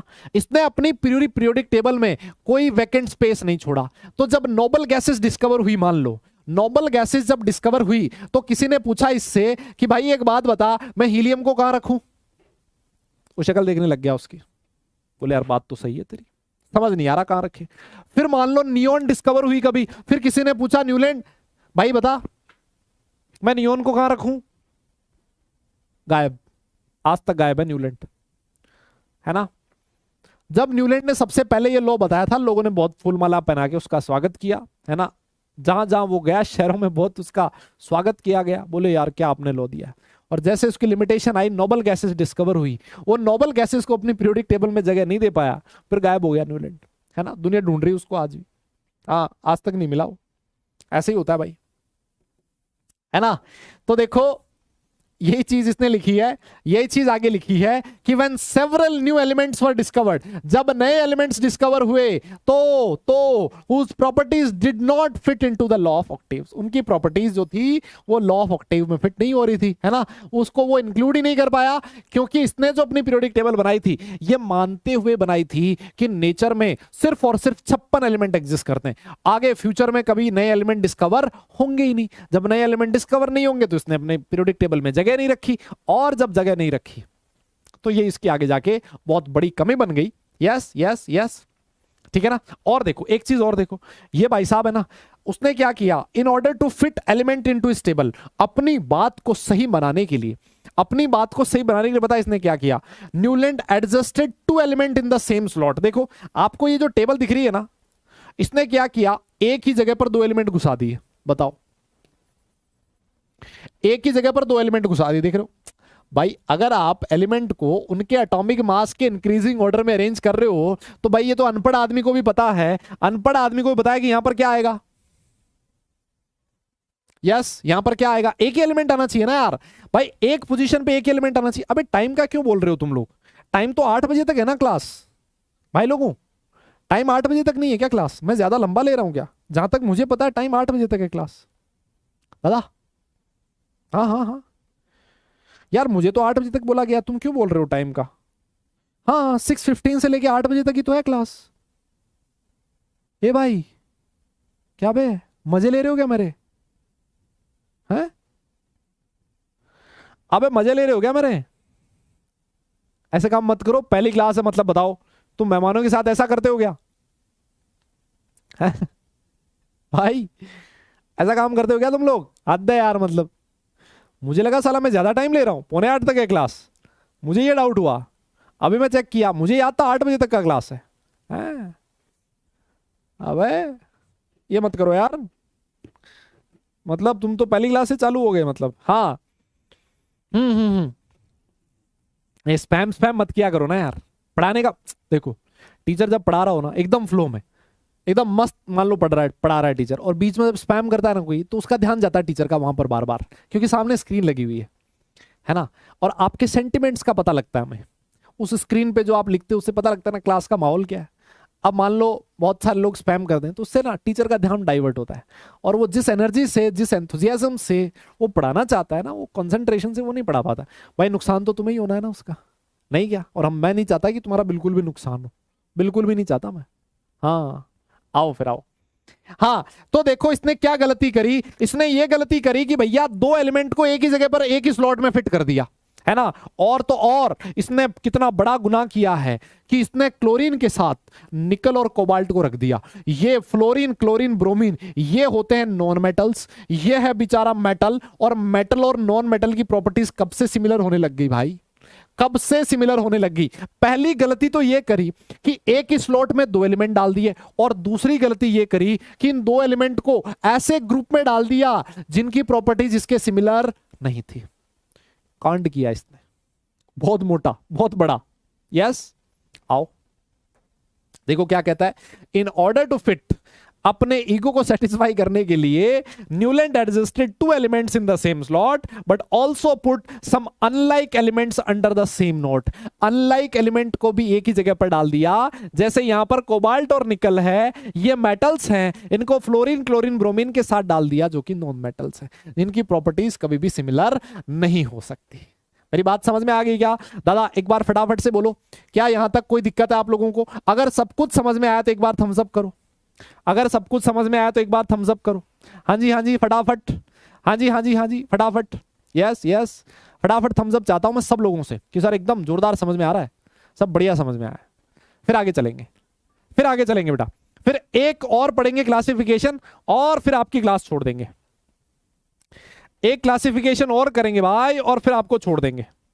फिर जो देखना है, जो करना है तुम करना, कोई दिक्कत नहीं। यस हो गया, डन डन डन। नोट भी कर लिया, नोट कर लिया आप सब लोगों ने? क्या बात, क्या बात, बहुत बढ़िया, बहुत बढ़िया बेटा, very good, very good, very good, बहुत बढ़िया। बस ऐसे ही, हाँ इसी तरह से क्लास में ध्यान रखो बस, है ना। फुल कंसंट्रेशन के साथ इधर इधर बोर्ड पे देखो, मेरी शक्ल देखो, ठीक ठाक देखने लायक है ना, बुरा नहीं लगेगा तुम्हें। हाँ जी, ये नोट कर लिया, नोट कर लिया आप सब लोगों ने। आगे चलता हूं, आगे चलता हूं, और हम लोग बात करेंगे लूथर मेयर्स कर्व की। आगे हम लोग बात करेंगे किसकी? लूथर मेयर्स कर्व की, है ना। लूथर मेयर ये भाई साहब हैं, देखो शक्ल आपके सामने है, ऐसे मार्केट में बोला जाता है कि ऐसे हैं, है ना। हालांकि जो लूथर मेयर कर्व है बेटा बहुत ज्यादा इंपॉर्टेंट तो नहीं है, लेकिन फिर भी हम लोग देख लेते हैं। ये जो भाई साहब थे, इन्होंने क्या किया था? इन्होंने एक ग्राफ ड्रॉ किया था, है ना। इन्होंने क्या किया था? एक ग्राफ ड्रॉ किया था, किस किस के बीच? एटॉमिक वॉल्यूम और एटॉमिक मास के बीच। यस, किस किस के बीच? इन्होंने बेटा एक जो है देखो इस तरह का एक एक एक ग्राफ ड्रॉ किया था, देख रहे हो आप? ये सर ये क्या कर दिया, मतलब ये याद रखना है क्या? नहीं नहीं नहीं, याद नहीं रखना, ऐसे बता रहा हूं, मतलब आप घबराओ मत। इन्होंने एक ड्रॉ किया, एक ग्राफ सा ड्रॉ किया। He plotted a curve between atomic weight and atomic volume of different elements. Atom का वॉल्यूम, एटॉमिक वॉल्यूम और एटॉमिक वेट के बीच एक ग्राफ ड्रॉ किया। और पता इसने क्या बोला? इसने एक बात बोली कि elements having similar properties occupy similar positions. जिन एलिमेंट की प्रॉपर्टीज सिमिलर है वो इस ग्राफ में सिमिलर पोजीशंस ऑक्यूपाई करते हैं। सुनियो भाई, अरे हाँ, जिनकी प्रॉपर्टीज सिमिलर हैं, जिनकी प्रॉपर्टीज सिमिलर हैं वो इसके ग्राफ में सिमिलर प्रॉपर्टीज शो करते हैं। हाँ लिखना तो है भाई, लिखना तो है, लिखना तो है। देखो अगर मैं आपको एक ग्राफ दिखाऊं ना, इससे तुम्हें आइडिया लगेगा। देखो ये वाला ग्राफ देख रहे हो? अगर हर चीज नहीं भी दिखाई दे रही ना, हर चीज नहीं भी दिखाई दे रही, घबराने की जरूरत नहीं है ना। हर चीज नहीं भी दिखाई दे रही, घबराने की जरूरत नहीं है। सुनो, जैसे मान लो मैं इधर इधर इधर बना देता हूं। इसका जो ग्राफ बना था ना, जो ग्राफ बना था ना, कुछ ऐसा बना है। इधर इधर देखो, जो ग्राफ बना है मान लो कुछ ऐसा बना है, मान लो ऐसा बना है कोई ग्राफ। यस, कोई ग्राफ ऐसा बना है। तो अगर ये देखो, ये वाली जो पोजीशन होती है ये है पीक। ये कौन सी पोजीशन है? पीक पोजीशन, सबसे ऊपर, सबसे ऊपर। तो इसने कहा कि जिन एलिमेंट्स की प्रॉपर्टी सेम होगी वो ग्राफ में सेम पोजीशन पे आएंगे। मतलब जो पीक पे आएगा उन सारे एलिमेंट की प्रॉपर्टी सेम। क्योंकि पोजीशन सेम है, पोजीशन सेम है तो प्रॉपर्टीज भी सेम होंगी। और देखो क्या कहा, ये देखो ये है बॉटम, सर ये है बॉटम, ये है बॉटम। तो बोला कि ये इन पोजीशन पे जितने भी एलिमेंट्स आएंगे उन सब की प्रॉपर्टीज भी सेम होगी। क्यों? क्योंकि ये जो है बॉटम ये सिमिलर पोजीशन है। मेरी बात तुम्हें समझ में आ रही है क्या भाई लोगों? यस, समझ में आ रही है क्या मेरी बात? और देखो जो चढ़ाई है, चढ़ाई देखो ऐसे हो रहा है ना, ऐसे ऐसे, ये जो चढ़ाई है, चढ़ाई को बोला जाता है असेंड, असेंडिंग पोजीशन। क्या बोला जाता है, मैं सिखा देता हूं तुम्हें नाम। जब चढ़ते हो तो उसको बोला जाता है असेंड, जब उतरते हो तो उसको बोलते हैं डिसेंड। तो यह है असेंडिंग पोजीशन, जब ऊपर चढ़ रहे हो तो असेंडिंग पोजीशन। तो देखो असेंडिंग पोजीशन कौन कौन सी हो गई, ये वाली हो गई, वापस ऊपर चढ़ रहे हो ये वाली हो गई, वापस ऊपर चढ़ रहे हो ये वाली हो गई, वापस ऊपर चढ़ रहे हो ये वाली हो गई। ये असेंडिंग पोजीशन है। तो इसका ये कहना था कि जो असेंडिंग पोजीशंस पे आएंगे सबकी प्रॉपर्टी सिमिलर होगी। मेरी बात तुम्हें समझ में आ रही है क्या? हाँ ना बोलना पड़ेगा यार। और देखो जब उतरते हो डिसेंडिंग पोजीशन, ये वाला ये वाला ये वाला ये वाला, these are descending position. Yes, तो ये डिसेंट है बेटा, है ना? तो जब डिसेंडिंग पोजीशंस हैं, इनका ये कहना था कि जो एलिमेंट्स डिसेंडिंग पोजीशंस पे आएंगे उन सब की प्रॉपर्टीज भी सेम होगी। यस यस यस, क्लियर है? हाँ जी हाँ जी हाँ जी। अरे हाँ ना बोलो ना यार। ए भाई लोगों, कोई दिक्कत है क्या इसमें? तो इसने जो मोटी मोटी बात कही ना, कोई लॉजिक नहीं दे पाया, ये इसकी सबसे बड़ी दिक्कत है, ये कोई लॉजिक नहीं दे पाया। इसने कहा कि जो सिमिलर प्रॉपर्टीज वाले एलिमेंट हैं वो सेम पोजीशन पे आ रहे, जाओ खा पी के सो जाओ। किसी ने पूछा क्यों? बोला मेरे पास लॉजिक नहीं है इसका। तो मेंडलीव तैयार बैठा था, बोले मेरे पास लॉजिक है, फिर उसने अपना लॉजिक दिया। यस, ठीक है, समझ में आ रही मेरी बात? तो अब हम लोग ये देख लेते हैं कि कौन सा एलिमेंट कहां कहां पर था। देखो आप लोगों ने फॉर्मूला पढ़ा है क्या? आप लोगों ने फॉर्मूला पढ़ा होगा, density is equal to mass by volume. Yes, तो अगर मैं यहां से वॉल्यूम निकालू ना, एटॉमिक वॉल्यूम, तो इसने कौन सा एटॉमिक वॉल्यूम कंसीडर किया? इसने क्या किया, एलिमेंट का एटॉमिक वेट लिया, ठीक है, और एटॉमिक मास बोल दो, वेट बोल दो, हमारे लिए केमिस्ट्री में दोनों सेम है, और उसको डेंसिटी से डिवाइड कर दिया। उस एलिमेंट की डेंसिटी से डिवाइड कर दिया तो उसको बेटा क्या मिल गया? उसको एटॉमिक वॉल्यूम मिल गया, है ना? तो ऐसे ही उसने एटॉमिक वॉल्यूम और एटॉमिक वेट के बीच एक ग्राफ ड्रॉ किया था। ठीक है, हम सब लोग जानते हैं डेंसिटी मास बाय वॉल्यूम होता है। तो यहां से एटम का वॉल्यूम निकालना है तो यहां एटम का मास ले लो, atomic mass divide by density. देखो ये चीजें बोली उसने, ये चीजें बोली। देखो सबसे पहले क्या कहा, इसका ये कहना था, ये पोजीशन आपको पता होनी चाहिए, बस इतना याद रख लो, ये पोजीशन ही पता होनी चाहिए। इसका ये कहना था कि जो अल्कली मेटल्स होती हैं, अल्कली मेटल्स कौन सी होती हैं? ये होती है lithium, sodium, potassium, rubidium, caesium. आगे जाके मैं याद करवा दूंगा, अभी याद है तो बहुत अच्छी बात है, अगर आपको याद नहीं भी है तो कोई दिक्कत नहीं है, दिमाग पे ज्यादा लोड मत लेना। ये जो अल्कली मेटल्स होती हैं occupy the peak position on the curve. ये कहां आ रही थी? पीक पोजीशन पे आ रही थी। चाहो तो मैं दिखा देता हूं, देखो ये रहा लिथियम, ये रहा सोडियम, ये रहा पोटेशियम, ये रहा रुबिडियम, यहां था सीजियम, यहां था पीक पोजीशंस। अल्कली मेटल्स जिसको आप मॉडर्न पीरियोडिक टेबल में ग्रुप 1 एलिमेंट्स कहते हो, ये फर्स्ट ग्रुप के एलिमेंट है। आगे अगर आपको नहीं समझ में आ रहा ना ये ग्रुप 1 क्या है, अल्कली मेटल्स क्या है, कोई दिक्कत नहीं है, अभी जो लिखा है उसको देख लो। हाँ जी, ये नोट करना है दादा, नोट करना है बिल्कुल। अच्छा, फिर उसने कहा कि जो अल्कलाइन अर्थ मेटल्स होती हैं, अल्कलाइन अर्थ मेटल्स होती हैं जो मॉडर्न पीरियोडिक टेबल में सेकंड ग्रुप में आती है। जो मॉडर्न जो आपकी पीरियोडिक टेबल है उसमें कौन से ग्रुप में आती है? सेकंड ग्रुप में। देखो कैसे, बेटा मांगे कन्या सुंदर बाप राजी, ली ना करे रब से फरियाद, है ना? आगे हम लोग पढ़ेंगे भाई लोगों। यस, समझ में आ रही मेरी बात? तो ये जो आपके अल्कलाइन अर्थ मेटल्स हैं ऑक्यूपाई द डिसेंडिंग पोजीशन, बोला था ना मैंने, डिसेंडिंग मतलब नीचे उतर रहे हो, नीचे उतर रहे हो, वहां पर कौन प्रेजेंट होगा? Alkaline earth metal. हालांकि जो बेरिलियम होता है उसको अल्कलाइन अर्थ मेटल कंसीडर नहीं किया जाता, ये बहुत ही टेक्निकल चीज है, इसको हम लोग एस ब्लॉक एलिमेंट्स में पढ़ेंगे, है ना? इसको हम लोग एस ब्लॉक एलिमेंट्स में पढ़ने वाले हैं। यस, आप चाहो तो ये देख लो, अगर आप जानना चाहते हो डिसेंडिंग पोजीशन तो देखो देखो देखो देखो, ये देखो डिसेंडिंग, उतर रहे हो ना, उतर रहे हो तो बेरिलियम, उतर रहे हो तो मैग्नीशियम, है ना?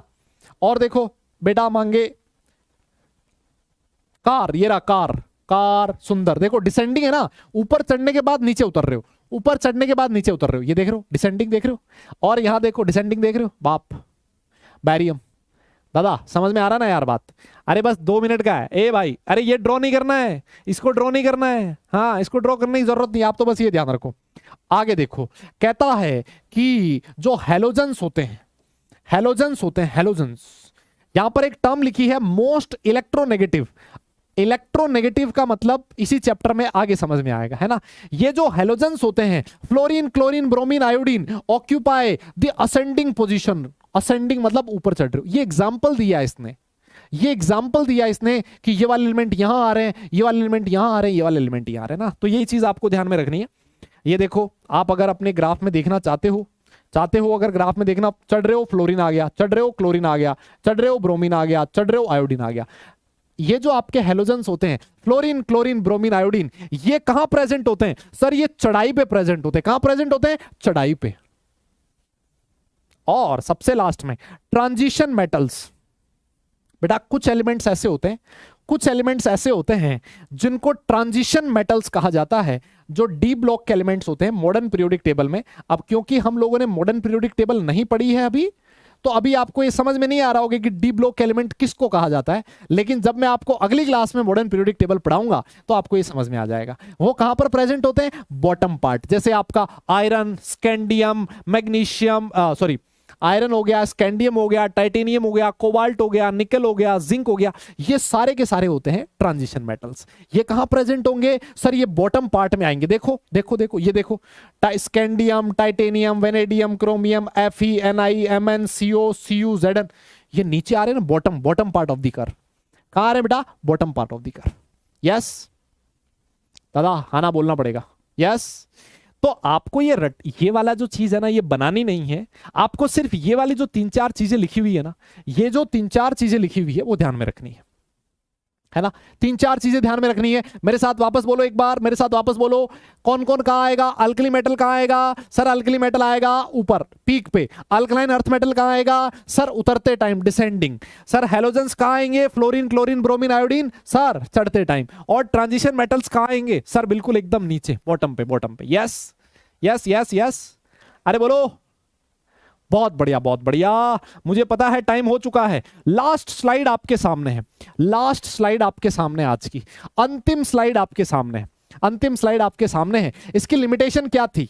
इसकी लिमिटेशन ये थी कि लूथर मेयर का जो कर्व था was insufficient in comparison to Mendeleev's periodic table. Actually क्या हुआ, ये मेंडलीव और इसकी पीरियोडिक टेबल एक ही साथ आई, लेकिन मेंडलीव ने तो बहुत सारी चीजें बताई, ये भाई साहब कुछ ज्यादा नहीं बता पाए। तो ये जो मेंडलीव का पीरियोडिक टेबल था, इससे कई ज्यादा अच्छा था, है ना। ये अनसफिशिएंट था in comparison to Mendeleev's periodic table. और सेकंड लिमिटेशन ये है कि there was no logical basis for classification and such values are difficult to remember. Sir ये याद रखना बहुत मुश्किल है सर, इसका पीछे उसने कोई लॉजिक ही नहीं दिया। इसने ऐसे कोई लॉजिक ही नहीं दिया कि भाई ऊपर क्यों आ रही है, और ऊपर आ रही है तो सेम क्यों है प्रॉपर्टीज, नीचे आ रही है तो सेम क्यों है प्रॉपर्टीज, असेंडिंग पे है तो सेम क्यों है प्रॉपर्टीज। ऐसा कोई लॉजिक उसके पास नहीं था। मेरी बात समझ में आ गई? यस। और भाई ये याद रखना भी तो कितना मुश्किल है यार। असेंडिंग पे कौन आ रहा है, डिसेंडिंग पे कौन आ रहा है, नीचे कौन, ऊपर कौन, बीच में कौन। ए भाई लोगों, दादा है ना यार, मुश्किल है कि नहीं है यार? ए भाई बोलना यार, ऐसी प्रॉपर्टीज को इस तरह से याद रखना मुश्किल है कि नहीं है? है ना, है ना, है ना। यस। तो अब देखो, ये वाली जो 2 स्लाइड है, ये वाली स्लाइड और इसके पीछे वाली स्लाइड, ये वाली स्लाइड अगर आप लोगों ने नोट नहीं किया है, अगर आप लोगों ने नोट नहीं किया है तो जैसे ही क्लास खत्म हो जाए, क्लास खत्म होते ही आपको नोट्स मिल जाएंगे, खटाक से नोट कर लेना, है ना। क्योंकि हमारा टाइम अभी खत्म हो चुका है, और जब टाइम खत्म हो जाता है तो फिर उसके बाद मिलती है टीचर को बच्चों की गालियां, जो मैं नहीं चाहता हूं पहली क्लास में, है ना। तो चलिए फिर क्लास को हम लोग खत्म करेंगे। आप लोगों का होमवर्क क्या है? आज कोई डीपीपी नहीं है, सिर्फ और सिर्फ जो हमने लास्ट क्लास में पढ़ा है उसका रिवीजन करना है। और जो बच्चे वो पढ़ते नहीं हैं, क्या, जिन बच्चों को इलेक्ट्रॉनिक कॉन्फ़िगरेशन नहीं पढ़ रखा, मेरी उनसे हाथ जोड़कर विनती है, मेरा उनसे हाथ जोड़कर निवेदन है कि आप लोग इलेक्ट्रॉनिक कॉन्फ़िगरेशन जरूर पढ़ें आज ही। नेक्स्ट क्लास जो मेरी कल वाली क्लास है उसमें आने से पहले प्लीज आप लोग इलेक्ट्रॉनिक कॉन्फ़िगरेशन जरूर पढ़ के आए, ये मैं आप लोगों से चाहता हूं। ठीक है, क्लियर? अब एक दो डाउट देख लेते हैं आप लोगों के। Sir hydrogen helium beryllium are triads और नॉट बिकॉज, बेटा सिर्फ डिफरेंस से काम नहीं चलता, समझे नहीं आप लोग? सिर्फ डिफरेंस से काम नहीं चलता, आपका जो बीच वाला एटम है उसका एटॉमिक मास, इन दोनों के एटॉमिक मास का अरिथमेटिक मीन भी होना चाहिए। अगर ऐसा हो तो फिर तो सारे ही बन जाते। यस, है ना? और देखो कुछ एक दो डाउट और देखते हैं। Here hydrogen included but you didn't, अरे बेटा मैंने तो एक छोटा सा पार्ट बनाया, तुम लोग समझे नहीं मेरी बात को। मैंने पूरा न्यूलैंड का पीरियोडिक टेबल डिजाइन नहीं किया था, मैंने एक छोटा सा पार्ट डिजाइन किया था उसका, उसमें हाइड्रोजन नहीं इंक्लूड किया था। उस बड़े वाले में था तो सही, मैंने बोला तो था कि ये बड़ी वाली है और इसमें छोटा सा पार्ट मैंने डिजाइन किया है, ये छोटा सा है ना। हाँ, वो समझाने के लिए था बेटा। सर आप भी केपीपी नहीं दोगे? सर लिखने का समय, यार ऐसे मत करो यार, ऐसे मत करो, लिखने का टाइम देता हूं मैं और तुमसे पूछ के फिर अगली स्लाइड पे जाता हूं, है ना? तो थोड़ा बहुत ना आप लोग, थोड़ा बहुत आप भी कर लिया करो ना यार, क्लास के बाद लिख लेना थोड़ा सा, है ना? थोड़ी अपनी क्लास की स्पीड में से मेंटेन रहेगी, है ना? Yes sir, only till 20 applicable till, so why? अरे भाई देखो, एप्लीकेबल 20 तक ही था, लेकिन उसने क्लासिफिकेशन तो 56 को कर दिया था ना। अबे क्लासिफाई करने में क्या जा रहा है, क्लासिफाई करने में क्या जा रहा है? कर दो क्लासिफिकेशन, कितने का? एप्लीकेबल तो कम के लिए है ना, 20 तक एप्लीकेबल था, क्लासिफिकेशन उसने पूरा कर दिया था, कोई दिक्कत नहीं। Sir bottom position, ascend, descend, peak, सबकी पोजीशन सेम ही होगी ना? सेम कैसे होगी? असेंड ऊपर चढ़ते टाइम, डिसेंड नीचे उतरते टाइम, पीक ऊपर बॉटम नीचे, पोजीशन सेम कैसी है? अरे यार सेम कैसे है? पोजीशन कैसे सेम हुई यार? कैसी बात कर रहे हो, कैसे बात कर रहे हो यार? सर प्लीज बता दीजिए कि हमें कब लिखना है और कब समझना है, और नोट करने के लिए टाइम भी दे दीजिए आगे। देखो आज वाली क्लास में आपको हो सकता है टाइम वाला थोड़ा सा दिक्कत रहा हो, है ना, नोट करने का, क्योंकि आज थ्योरी काफी ज्यादा थी, क्योंकि ये थ्योरेटिकल पोर्शन है ना, तो थ्योरेटिकल पोर्शन है, थ्योरी ज्यादा थी। अगली क्लासेस से ऐसी थ्योरी नहीं होगी, है ना? आगे आने वाली क्लासेस में इतनी थ्योरी नहीं होगी, आप लोग बैलेंस बना सकते हो, कोई दिक्कत नहीं होगी, है ना? और लिखने के लिए टाइम तो मैं दे ही देता हूँ ना यार, ऐसी क्या बात कर रहे हो मतलब, है ना? आप लोगों ने तो मुझे आज पूरा वो बना दिया। सर हाउ कैन यू से फिजिकल केमिस्ट्री वाज इजी? ओह भाई माफ कर दो मुझे, दुखते रख पे हाथ रख दिया मैंने।